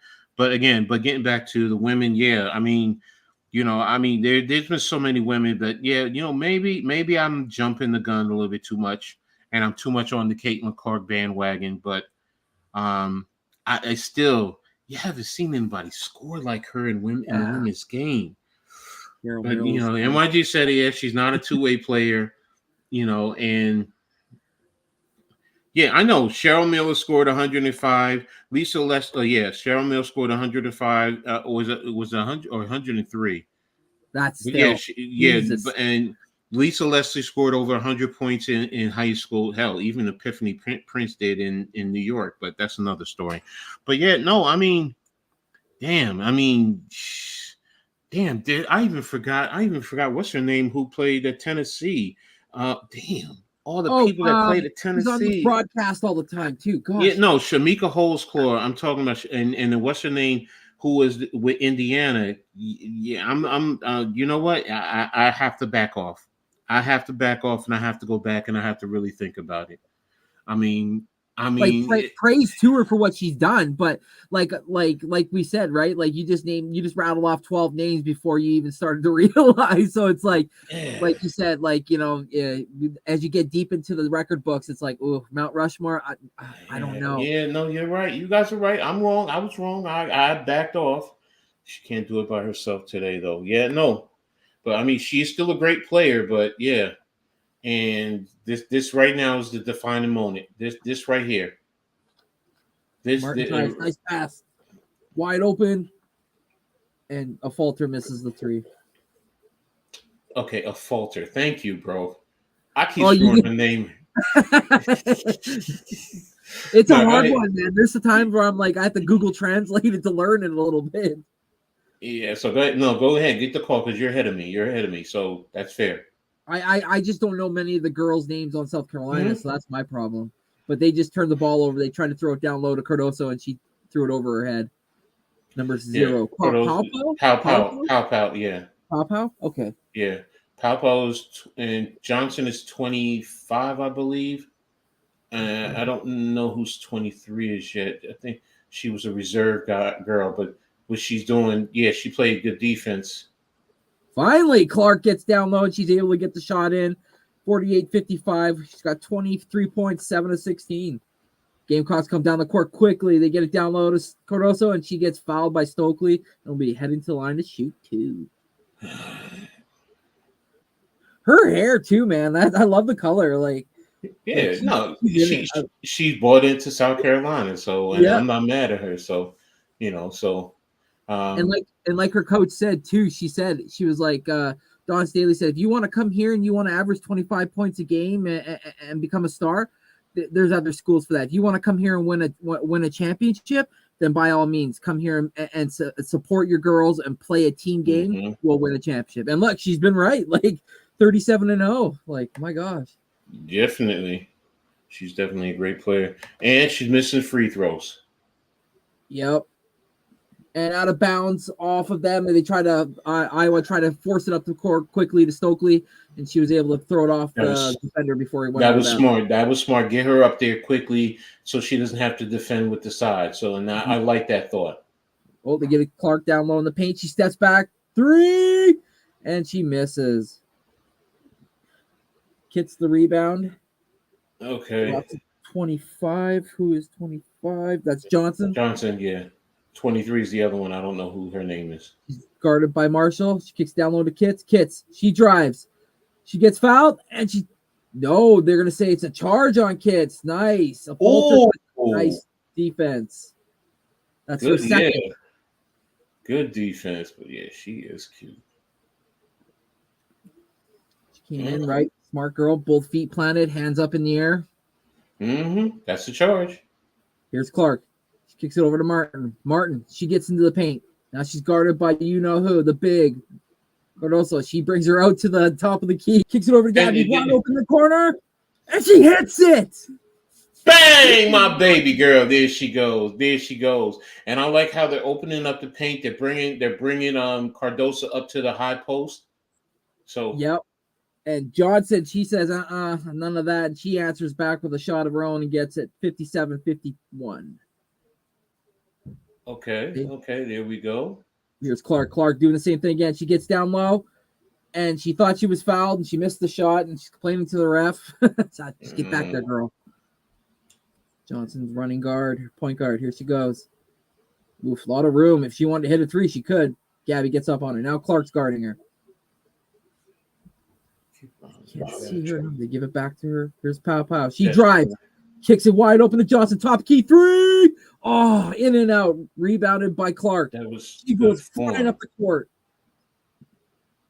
Kicks it to Stokely in the paint, and she gets the layup. And just like that, it's 53. There it is. That's what I'm talking about. Get the paint. Don't get it. You know, even as a trailer, Yeah. Cardoso is not paying attention. So, but yeah, this zone, I think it's. What the hell was that, Caruso? Yeah, What really. the heck was that? Right off the Just front of the turn and ring. shoot. You were open. Iowa ball. You know what that's telling me though? Cardoso doesn't have a jump shot. Ooh. If you turn around and you were like that, you should have been shooting that. Or even a jump hook or something, like a push shot. A push hook or something.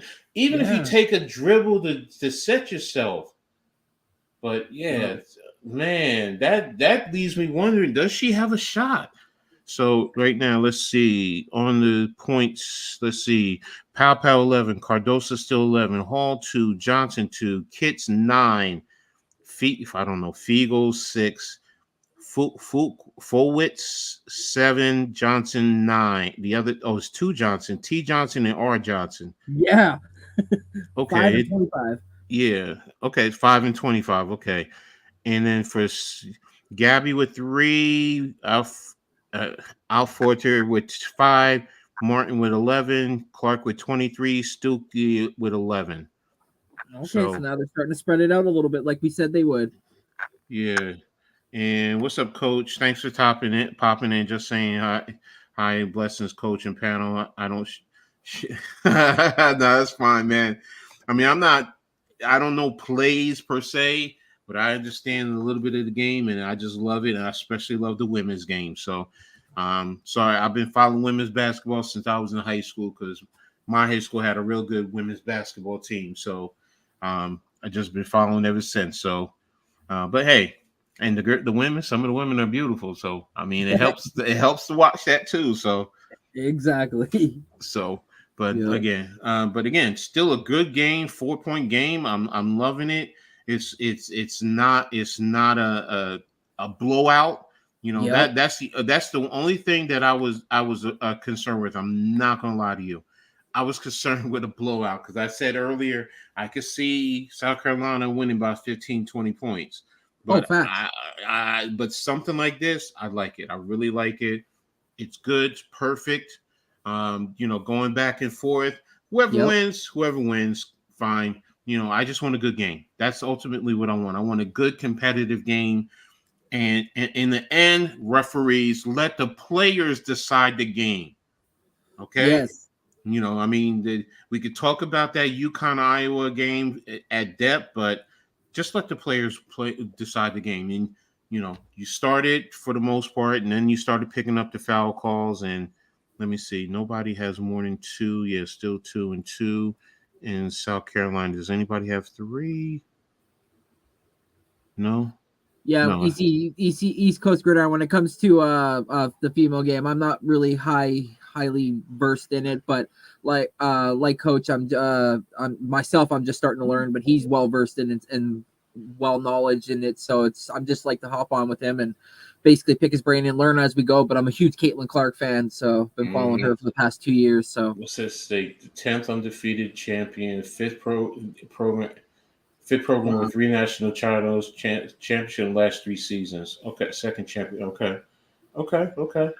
And by the way, make sure you hit the like button, subscribe, notification, and share on all your platforms. And keep in mind, on the 15th, I'll actually be streaming the WNBA draft. So I'll be looking for that, and hopefully, Randy, you'll be with me, and we'll be able to see the women of the future where they're going to be.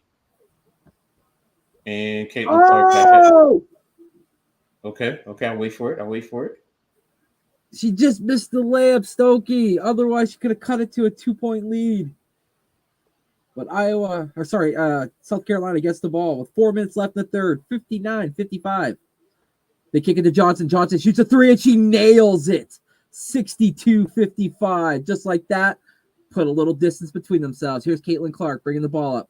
She's guarded by the other Johnson, number 25. She's got her hand in her face saying, nah, you're not seeing nothing. Clark, she drives. Ball knocked away, but it's picked up by Stokely. Give it back to Clark. She gives it back to Stokely. Marshall, a corner 3, and she can't get it. And it's rebounded by the Cocks. I was waiting to get that in. Yes, I know. You ain't getting no pause from me, so don't worry about it. Right. All right, man. Oh, and Marshall comes up with a steal. Iowa gets the ball. Man, Gives it to Martin.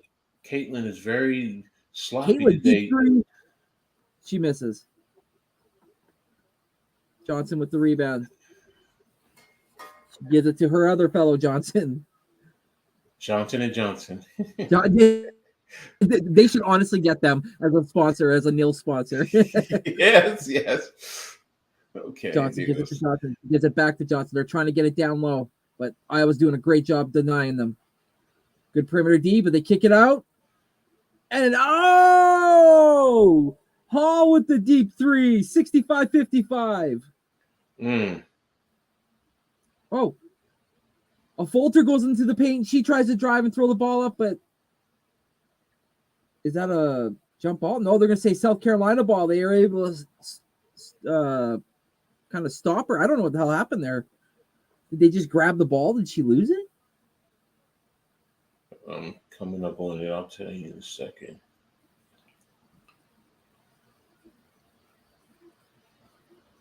Run by South Carolina the last minute and 56.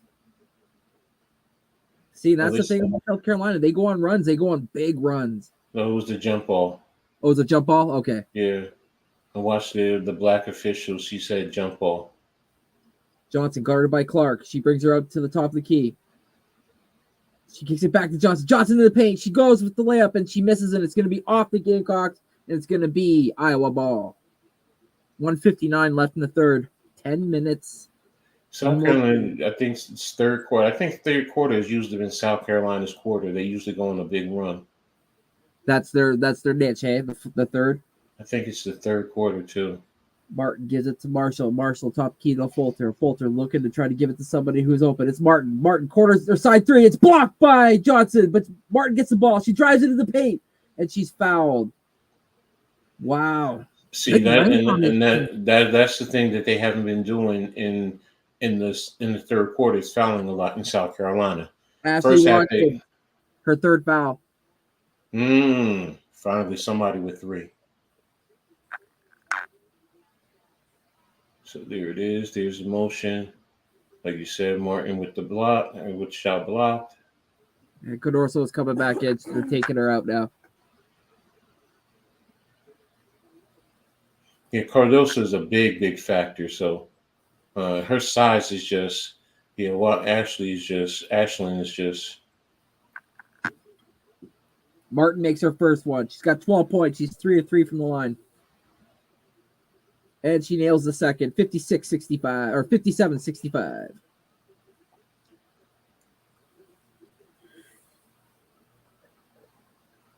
Johnson, she's looking for a screen. She gets a beautiful screen. They get the ball down low. Cardoso she thought she was fouled, but I don't know if there was a foul or maybe a block, but otherwise, Iowa gets the ball. They quickly bring it up. Here's Martin. She has it. She drives in the paint. Turnaround jump, spin jumper. Missed. Did Cardoso intimidate? That's the question, because right now, it looks like Cardoso intimidates everything.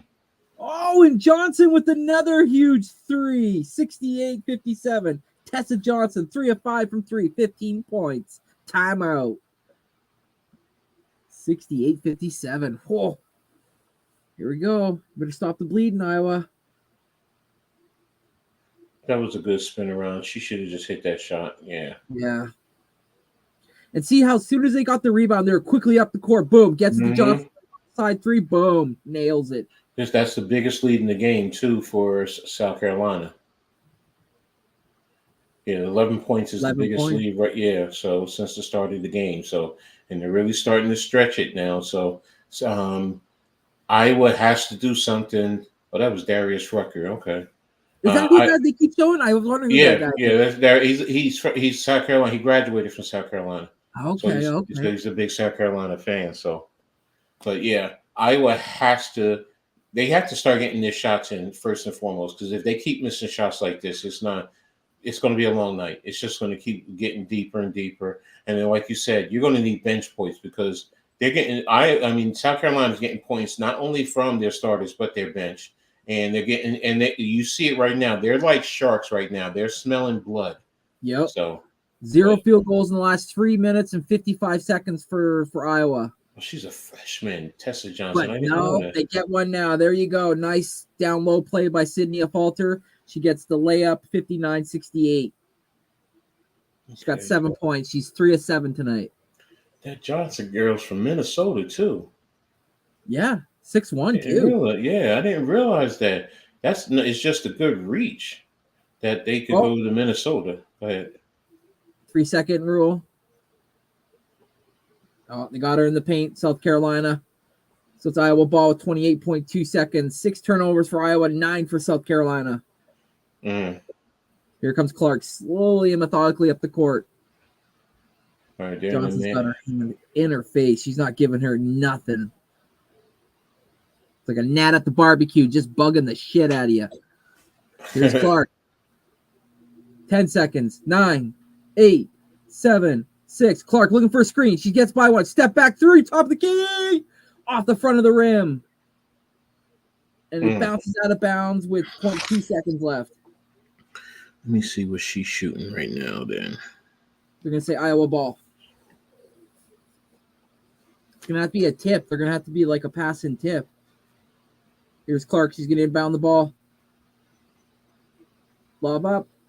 And no, Grady couldn't get the shot off in time. So that's going to be into the third quarter with Iowa 59. The South Carolina Gamecocks 68.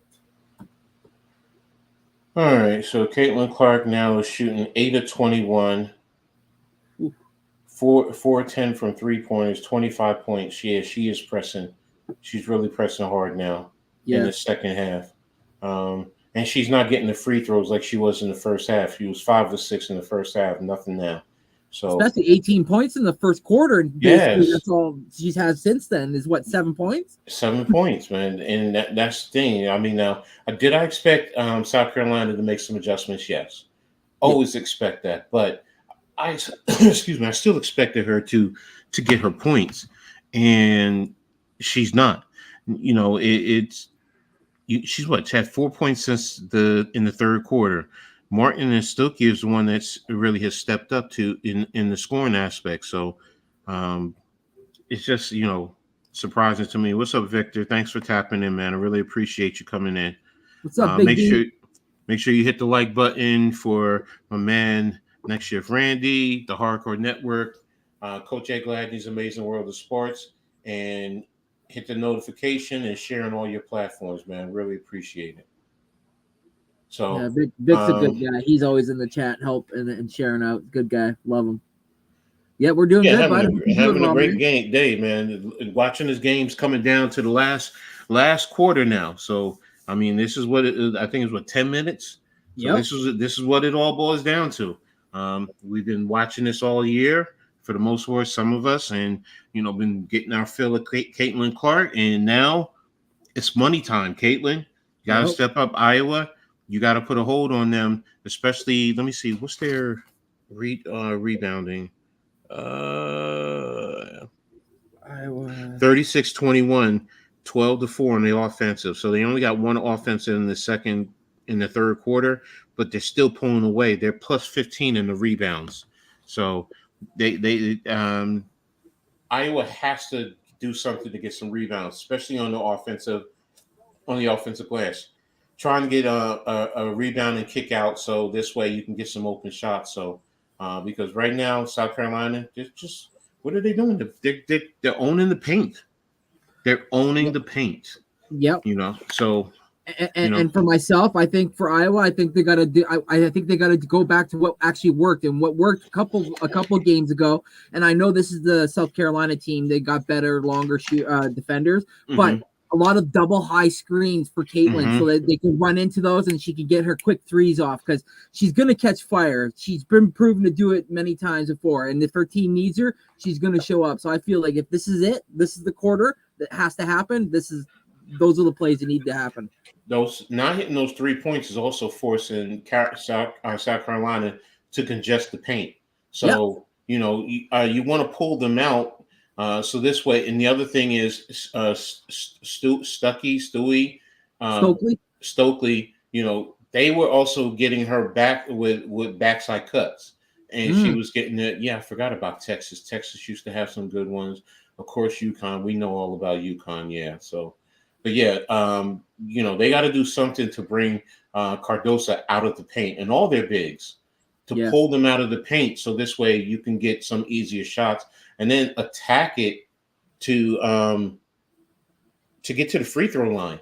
Because they're not attacking the paint like they did in the first half. So it must have been a niece or something who made that necklace for her. I ain't mad at you. I'd do the same thing. Yeah, good for her too. I love the jacket as well. yeah, definitely, man.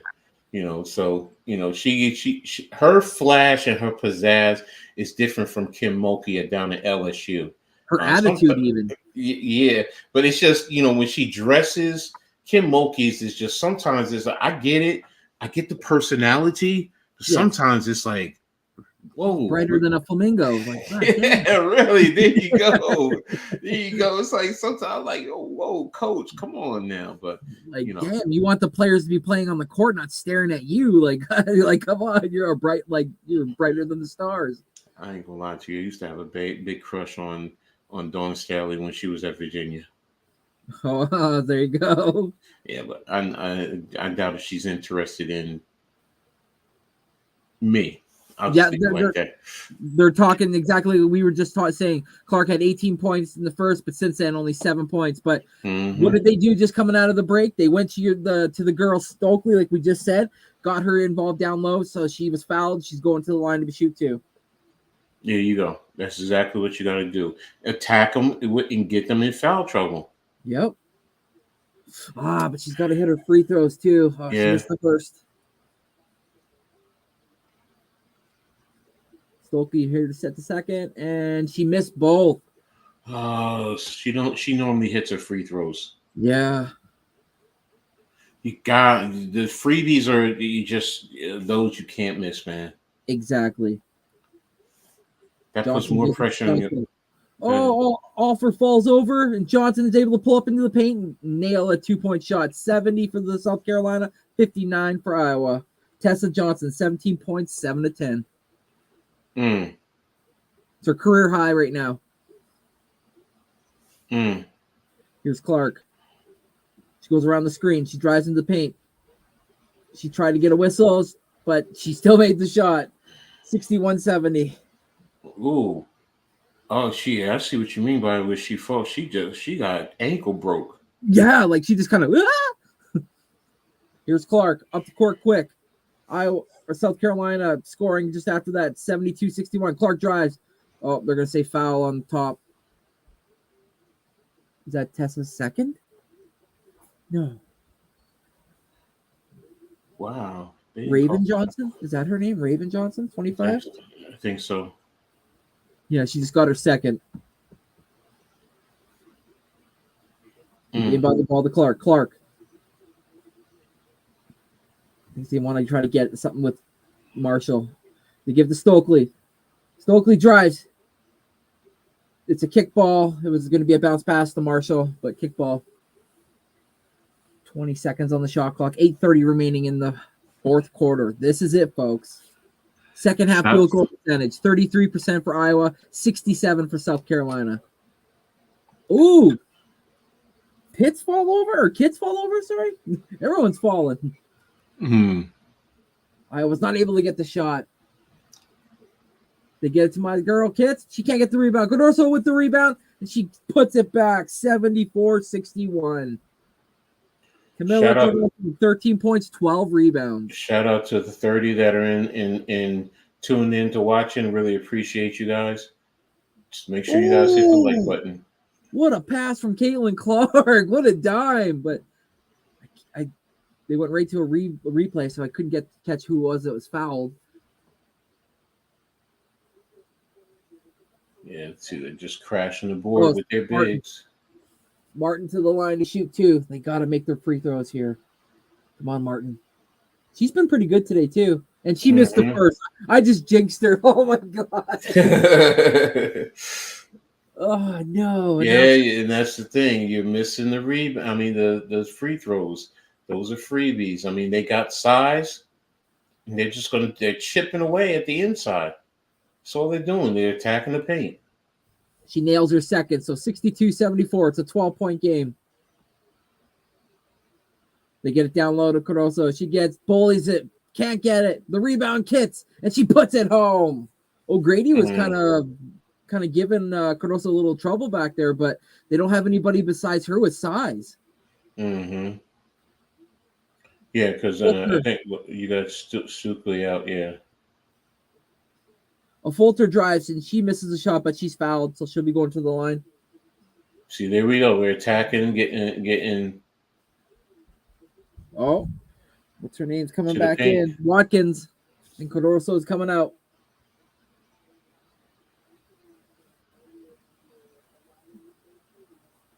Come on, Offer. You got to nail these. She gets the first. 63. It's a 13-point game.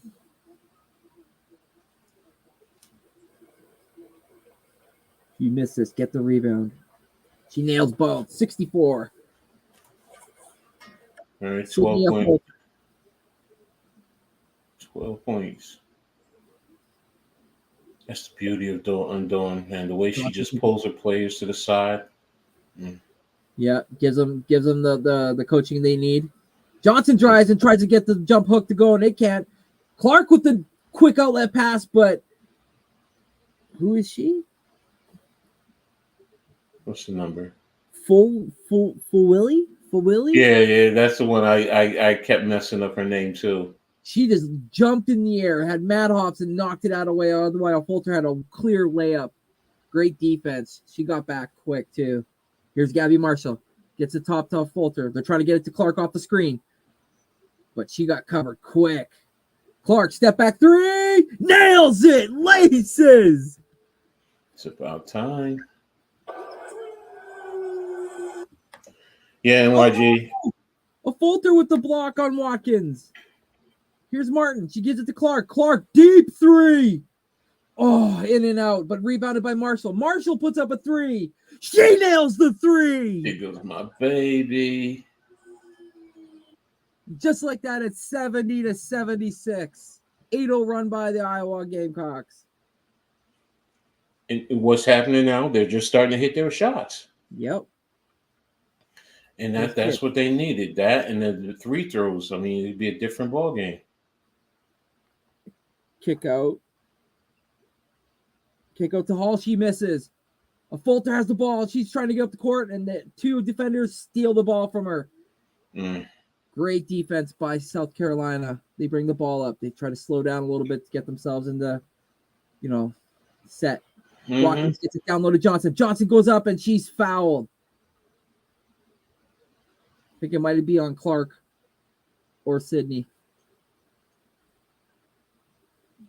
5:58 left in the game, folks. 76-70. Iowa down by 6. The steal was just so. That steal was just so tough, man. Ooh, was that all ball, or did she get her hand there? You'll be able to see the replay. Tessa Johnson nails the first free throw, 77-70. Let me see there. Every point from this point on from Tessa will be a career high. And just like that, she nails the second, 78-70.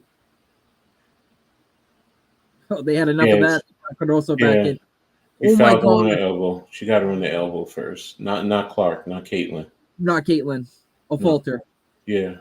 So bench points, 0 for Iowa, 36 for South Carolina. That's a big one. Yeah. That's big. And Caitlin misses the short bunny, rebounded by South Carolina. Here's Johnson. She drives, step back, tries to get down low to Watkins. Watkins covered, kicks it out to the other Johnson. Gives it back to Tessa. Tessa down low to Caruso. She's doubled. She kicks the top key for Johnson, and in and out three, but rebounded by South Carolina. And they're going to say travel on Cardoso. She couldn't keep her pivot foot pivoted. Dawn's bouncing. Dawn's shaking her head. She's like, nah. Here's Caitlin. kicks it over to Martin. Martin goes around the screen of Gabby. She kicks it down to Gabby, and it's knocked out of bounds. It's going to be Iowa ball. A little give and go with her power forward / center there. I don't see how she traveled either. Yeah, I don't. Yeah, what? That should have been anything, a jump ball, I think. Yeah. Gabby Marshall on Gordoso for jump ball. Oh, nice inbound pass from Clark to Martin for the cut and the basket. 72-78. Kate Martin, 16 points. 5 of 12. Yeah. That should have been a jump ball. Okay. You give it to Watkins. Or that's Hall, sorry. Hall's 23. To Johnson. She steps inside of the three. She misses. But it's going to be a foul on Martin on the rebound by the Gamecocks. And we go to commercial break. Just like me, I'll be right back. I got to pee. All right. Man, this has still been a great game. I mean, I'm really appreciating, I'm loving it. The way these girls are fighting. I'm just loving it. Everything about it. No matter what, no matter who you like, this is just a great game overall. So, players, big time players stepping up, doing what they need to do, and trying to help their team win. Caitlin Clark with 30. Martin with 16. Stukely with 11. A photo 9. Marshall 6. And then Pow 11. Cardoso 13. Hall 5. R. Johnson 2. Kits 11. Feet goes 6. Watkins 2. Fullwitz 9. T. Johnson 19. I mean, the balanced scoring, especially coming from the bench there, because that's really what it is. It's Johnson with 19 points. Johnson and her 19 points is really the biggest factor. And right now, she's probably, if it doesn't go to Caitlin, it probably goes to her. Well, Cardoso has 13 rebounds, so 13 and 13. So, but if it wasn't for Johnson, though, the bench points would not be what it is. 19, She's leading the team in scoring. Yeah, she or Cardoso, you could argue, might be MVP. And that's the great thing about this too, Coach, is the fact that you just don't know who's going to step up. Somebody might that you'd never expected, and it just so happens that somebody from the bench is stepping up big for them. Exactly. So, and like I said, Tessa Johnson for Iowa, no bench points, man. I mean, that 6 bench points, it has a tie game. Yeah, just that alone. That's a killer, man. 30-something to nothing. That just tells you too how tired are the starters right now, because you're not getting nothing from anybody else. So the other buddy that's coming off the bench, what are they just bodying? They're just there to. They're playing only 7 guys so far, and right now they're down to 6 because Fewer hasn't come back in. Whatever her name is, I can't say her name. Feuerbach? Yeah, Feuerbach. I haven't seen her back in, and I haven't seen anybody else on this roster that they have. So they've only played 7 players, 6 for the most part. So that's and you're relying on heavily on Caitlin Clark with her 30 points. So last season there. 36-1 record. They lost to They lost to Iowa. 5 players were selected in the WNBA draft. 37-0 record this year. Last undefeated champions was UConn in 2016.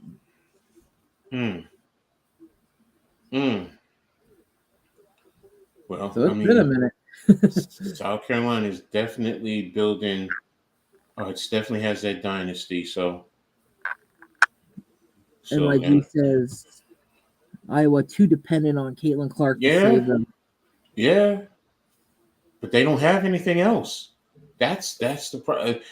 I just went down South Carolina, and they have a boatload of players who can take over. You got a player off the bench leading your team right now with 19 points. Bree Hall gets the shot, 80-72. She has all her points in the second half, 7 points. Oh, Caitlin almost throws the ball away. Gabby saves it. Fulter brings the ball up the court, gets the basket and is fouled and won. 74-80. Still a 6-point game. 4:13 remaining. But you got to make your free throws, ladies. You got to make the freebie. Well, like that's Coach the other said, thing you're too. giving them to them, take them. Nice push jump shot. Love it. Aim for the box, baby. And she nails her free throw. It's a 5-point game. Sydney Fulter, 12 points, 4 of 8. Might have to be a Fulter at the tail end here if Clark can't make her shots because she's being able to get in the paint at will, even considering she's a smaller guard. Exactly. Johnson, 3. She misses. Rebounded by Caitlin Clark. I mean, I was small overall anyway, so. Raven Johnson only 2 points today, 1 of 10 for South Carolina. Here's Clark. She's trying to get a deep 3. She gives it over to Marshall in the corner. Marshall brings it out. Gives it to Martin. She's got 10 seconds to shoot. She drives. And they're going to say no basket, travel by Martin. Martin's beside herself. She can't believe it.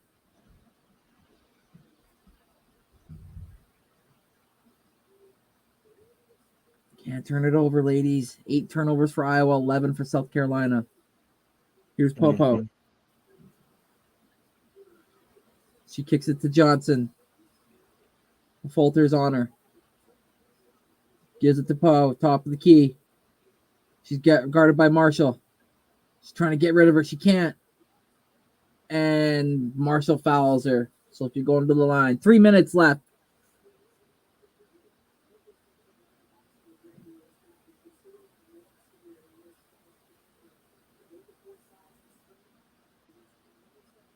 Yeah, see, that's right. They're talking about how interesting how O'Grady's getting a little bit more time over Stokely, maybe because of the more size and a little bit more meat, to handle Cardoso a little bit. Obviously, she won't have the height, but maybe she can still box her out. Yeah, that's a good adjustment right there. I mean, especially if she has a side and Cardoso hasn't been eaten per se in the paint. True. There's a foul. I see it. Tihina Paupau misses her first, but nails her second. It's a 6-point game, 75-81. Clark almost loses the ball. Martin picks it up. They get it to O'Grady in the paint and blocked by Cardoso. Here, Camila Cardoso, 3 blocks, 13 rebounds, 13 points. 2:40 to go, folks. Here's Johnson. She drives, pulls up, jumper in the paint. Cardoso gets the rebound, and she puts it back. 83-75. Clark quickly brings the ball up. Deep 3 by Clark. She can't get it. Rebounded by the South Carolina Johnson. She's pressing too much. Damn it. That was a deep one, too. And South Carolina's going to eat the clock now. That's why you don't do that. Excuse me. Exactly. And Johnson gets fouled by Clark. They had a foul to give, though. Yeah, you had Johnson right there in front of you. Don't take that shot. She outpowered a Falter to get that rebound. Cardoso, she was like, no, you're not taking this from me. Inbounded to Johnson. They give it to Papa. She's just going to eat as much clock as she can. She gives it to Tessa. Bless you. Thank you. Cardoso comes out to the top of the key to give it to Powell for a deep 3. And she misses. Oh, and Stokely's in, and she hits the floor. And I think they're going to call a foul on Iowa. And South Carolina's going to the line, folks. This could be it.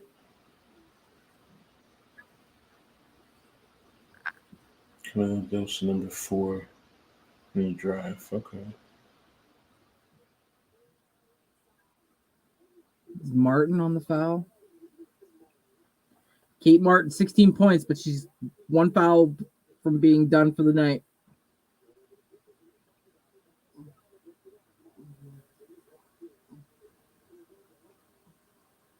Watkins to the line for South Carolina. What was that foul on?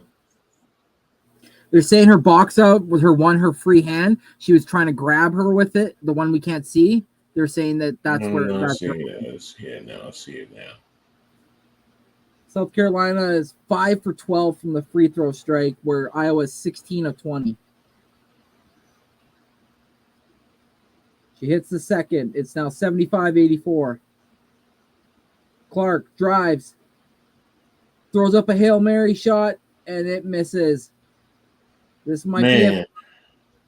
She's just coming down shooting, jacking up shots, man. Yeah, looking for fouls too, trying to force it. Yeah. That means when players do that, it just really frustrates me. And Clark has to foul Johnson with 1:26 left in the game.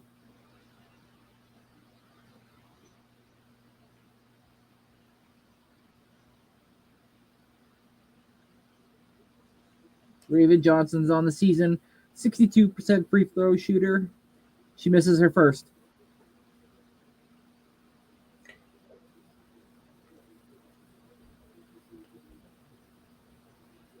She nails the second. It's 85-75, 10-point game with 1:25 left. Clark brings the ball up the court, gives it to Martin. Martin, she drives, throws up a Hail Mary strike and can't get the shot, and Cardoso gets the rebound. And then they go full court press. They can't get the ball, Iowa. And Martin has to foul. 107 left. I think the Gamecocks just won this game. Notable records broken by Kate and Clark this year. D1 career points, Pete Maravich. Women's D1 single season points, Kelsey Plum. Women's D1 career 3-point, Taylor Robinson. D1 single season 3-points, Stephen Curry and Darius McGee. Those are all the people she beat. But in a big game like this, like you were saying, Coach, and she's been doing it pretty much the second half, and she's been pressing. Clark drives, and she misses the shot off the front of the rim. Johnson brings the ball up the court, and Falter is able to get the ball, and they're able to steal it, so they're going to say Iowa ball, but timeout from Iowa. 75-87. Still a great game. Yes. And I'm not sure if you touched premise on this or not at the beginning, but we knew Caitlin Clark was going to score, but it had to be by committee. And I like under popular opinion, NYG was saying other people need to step up. And boy, when they needed them the most, Caitlin Clark just started to put up shots that really didn't need to be pressed, where she could have ran a play for her teammates. So it kind of sucks, but expected. It sucks. It's tough. I mean, what can you say? Caitlin Clark is, kudos to her for a great career. But you know what? When it's one against a whole team like this, and South Carolina is just pulling players off the bench, and your bench is just very, very, very futile. Yep. It's hard. It's hard when you get to the national championship. And one of the biggest surprises for me right now is Gabby Martin. Yeah, and they just stole the ball from Caitlin Clark. With some terrible shot selections. No need to force the 3-pointers when you're the turnovers. I can tell you right now, the turnovers were a big thing for me. They had easy turnovers that she wasn't protecting the ball. Yep. And she just gave up freebie. So I got a little Harden in her. And also 37-0 for bench points. That's the biggest thing. The bench points, the rebounds, all of that. Kudos to South Carolina. You earned this championship. no one can ever say that you guys didn't earn this championship. You know, it's definitely a big win for them. And Yep. Now they're subbing out all the starters. yeah, that's what you need to do. I mean, there's nothing else. No. There was going to be a winner and a loser, right? So Mm-hmm. that's what you love about team sports. Because they're going to learn something from this, even though they might not feel like it right now. They're definitely going to potentially learn from this.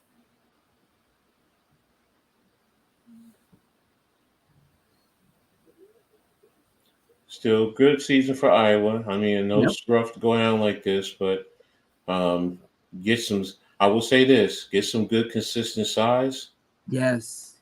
Man, they will be a tough team. And now you're not going to have another Caitlin Clark or Gabby Gabby Marshall. Those two are gone. I think it's Martin is going too, if I'm not mistaken. So, but I mean, Yep. Dawn is emotional. Here it is. It's over. South Carolina takes down Iowa 87-75 for the perfect season. mm-hmm. Yeah, and I agree, Coach. If Iowa just had a little bit more size out behind them, who knows what this would have been. But this is definitely a learning curve for them, obviously, when it comes to recruiting. Obviously, I do realize there's no 6'11" or 6'7" women growing on trees. But, with the proper recruitment and, you have a star like Caitlin that you could lean on potentially to help with that. Who knows? The sky could be the limit for this team. They definitely got there. Mm-hmm. They had the poise. They just didn't have the juice. Exactly. So, and it's tough. I know it is, especially when you're on demand like that. But yeah, like you said, they aren't the 6'11". The recruiting is going to be a big factor. Yep. And young girls, they're going to want to go to South Carolina right now. I mean, True. you can't argue with it. I mean, it's nothing but consistent winning over there. So, Yep. and look at the players in the WNBA. So, but hey, Iowa still proves that they have coaching, and maybe Juju Watkins will change the narrative. And I mean, there's plenty of young girls in this game, and some that are coming into the game. So, Yeah. but I you know what, I can't speak highly enough of it. So yeah, them girls was definitely too small. Good effort. Yeah, you're right. Yep. They were small, and congratulations to South Carolina. They pulled it out in that second half, man. That's all I could say. They definitely, stepped it up. So, Dawn, you know, you brought that Philly mentality to South Carolina. So, congratulations. So, Yeah. you And know, just by them interviewing her right now and like looking at the women behind her, like they're massive. Like they are so big. Like mm-hmm. look at that size, man. Like perfect recruitment. Obviously a great coach. Like you said, she brought that Philly mentality to them. That's their third national championship. 2017, 2022, and now 2024. Exactly. So, um, man, great game, great season for the W. I mean, for women's college basketball. I'm looking forward to the W's draft and seeing Yes. what's going on. You're going to be seeing more and more women's coverage in terms of women's games, even the WNBA by me. I can guarantee it. NYG and Randy, they'll be right here with me. Yep. Shout out to Dawn Stanley and Selling Defeated. They definitely earned it. Yes. That's the one Yes. thing that no one can say about this. This title game forced them to really play as a complete team. Yep. And you talked about it, the bench points. I mean, 37 bench points. That speaks a lot. And they scored what, 87? 87. Yeah, 87. So 37. So that says your bench was involved in this too. So but kudos to them. Let me see. She still had 19. It's probably going to go to Under Cordosa. 15-7 as your MVP. So, Yeah, but why not? That's a great stat line. Plus a couple blocks too. I think she had 3 or 4 blocks. So yeah. So, and look, I'm waiting to see where she goes. They said number 4, so we'll see. But Ooh. But again, congratulations. Thanks to everyone. I mean, I really appreciate everyone being here. Randy stepping in, jumping in. Wish you could have been here from the beginning, but I get it. Yes. The mic. But hey, NYG. Thanks for being in here. Victor, you being in here. East Coast Gridiron. Thanks for being here. Mike Vinay, stopping in. Let's see who else.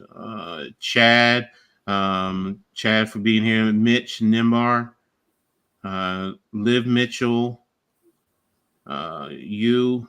Let me see. Charles Adderley and Daniel Berry. Thanks everyone for tuning in, for rocking with me. I really appreciate you guys.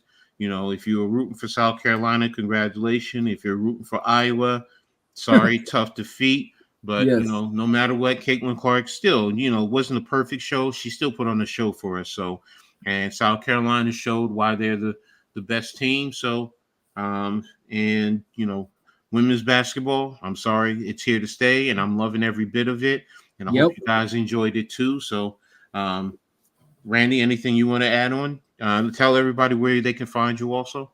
Yeah, absolutely. Make sure you just type into the YouTube searches Next Shift, and that's me, your boy, Next Shift Randy. But shout out to the 24 eyes that are watching that didn't want to comment. Appreciate you guys. You guys are the ones the reason why we do what we do. Mm-hmm. So big shout out to you guys. And also shout out to Hardcore Sports Network for allowing us to do what we do and have a platform and a StreamYard to use. Just be on the lookout for more and more content. As I get more and more involved with this, the more I'll become more informative and give you guys better content. So be on the lookout for the draft. I'll be excited for that as well. It's right around the corner here. So be on the lookout for, like Coach said, me and myself and NYG Unpopular Sports Opinion. And bigger and better things are coming, folks. Just hop along for the ride. All right. So I appreciate that, everyone. So thanks again for tuning in. I really hope you guys had a great time. So, and until the next one, peace. Peace.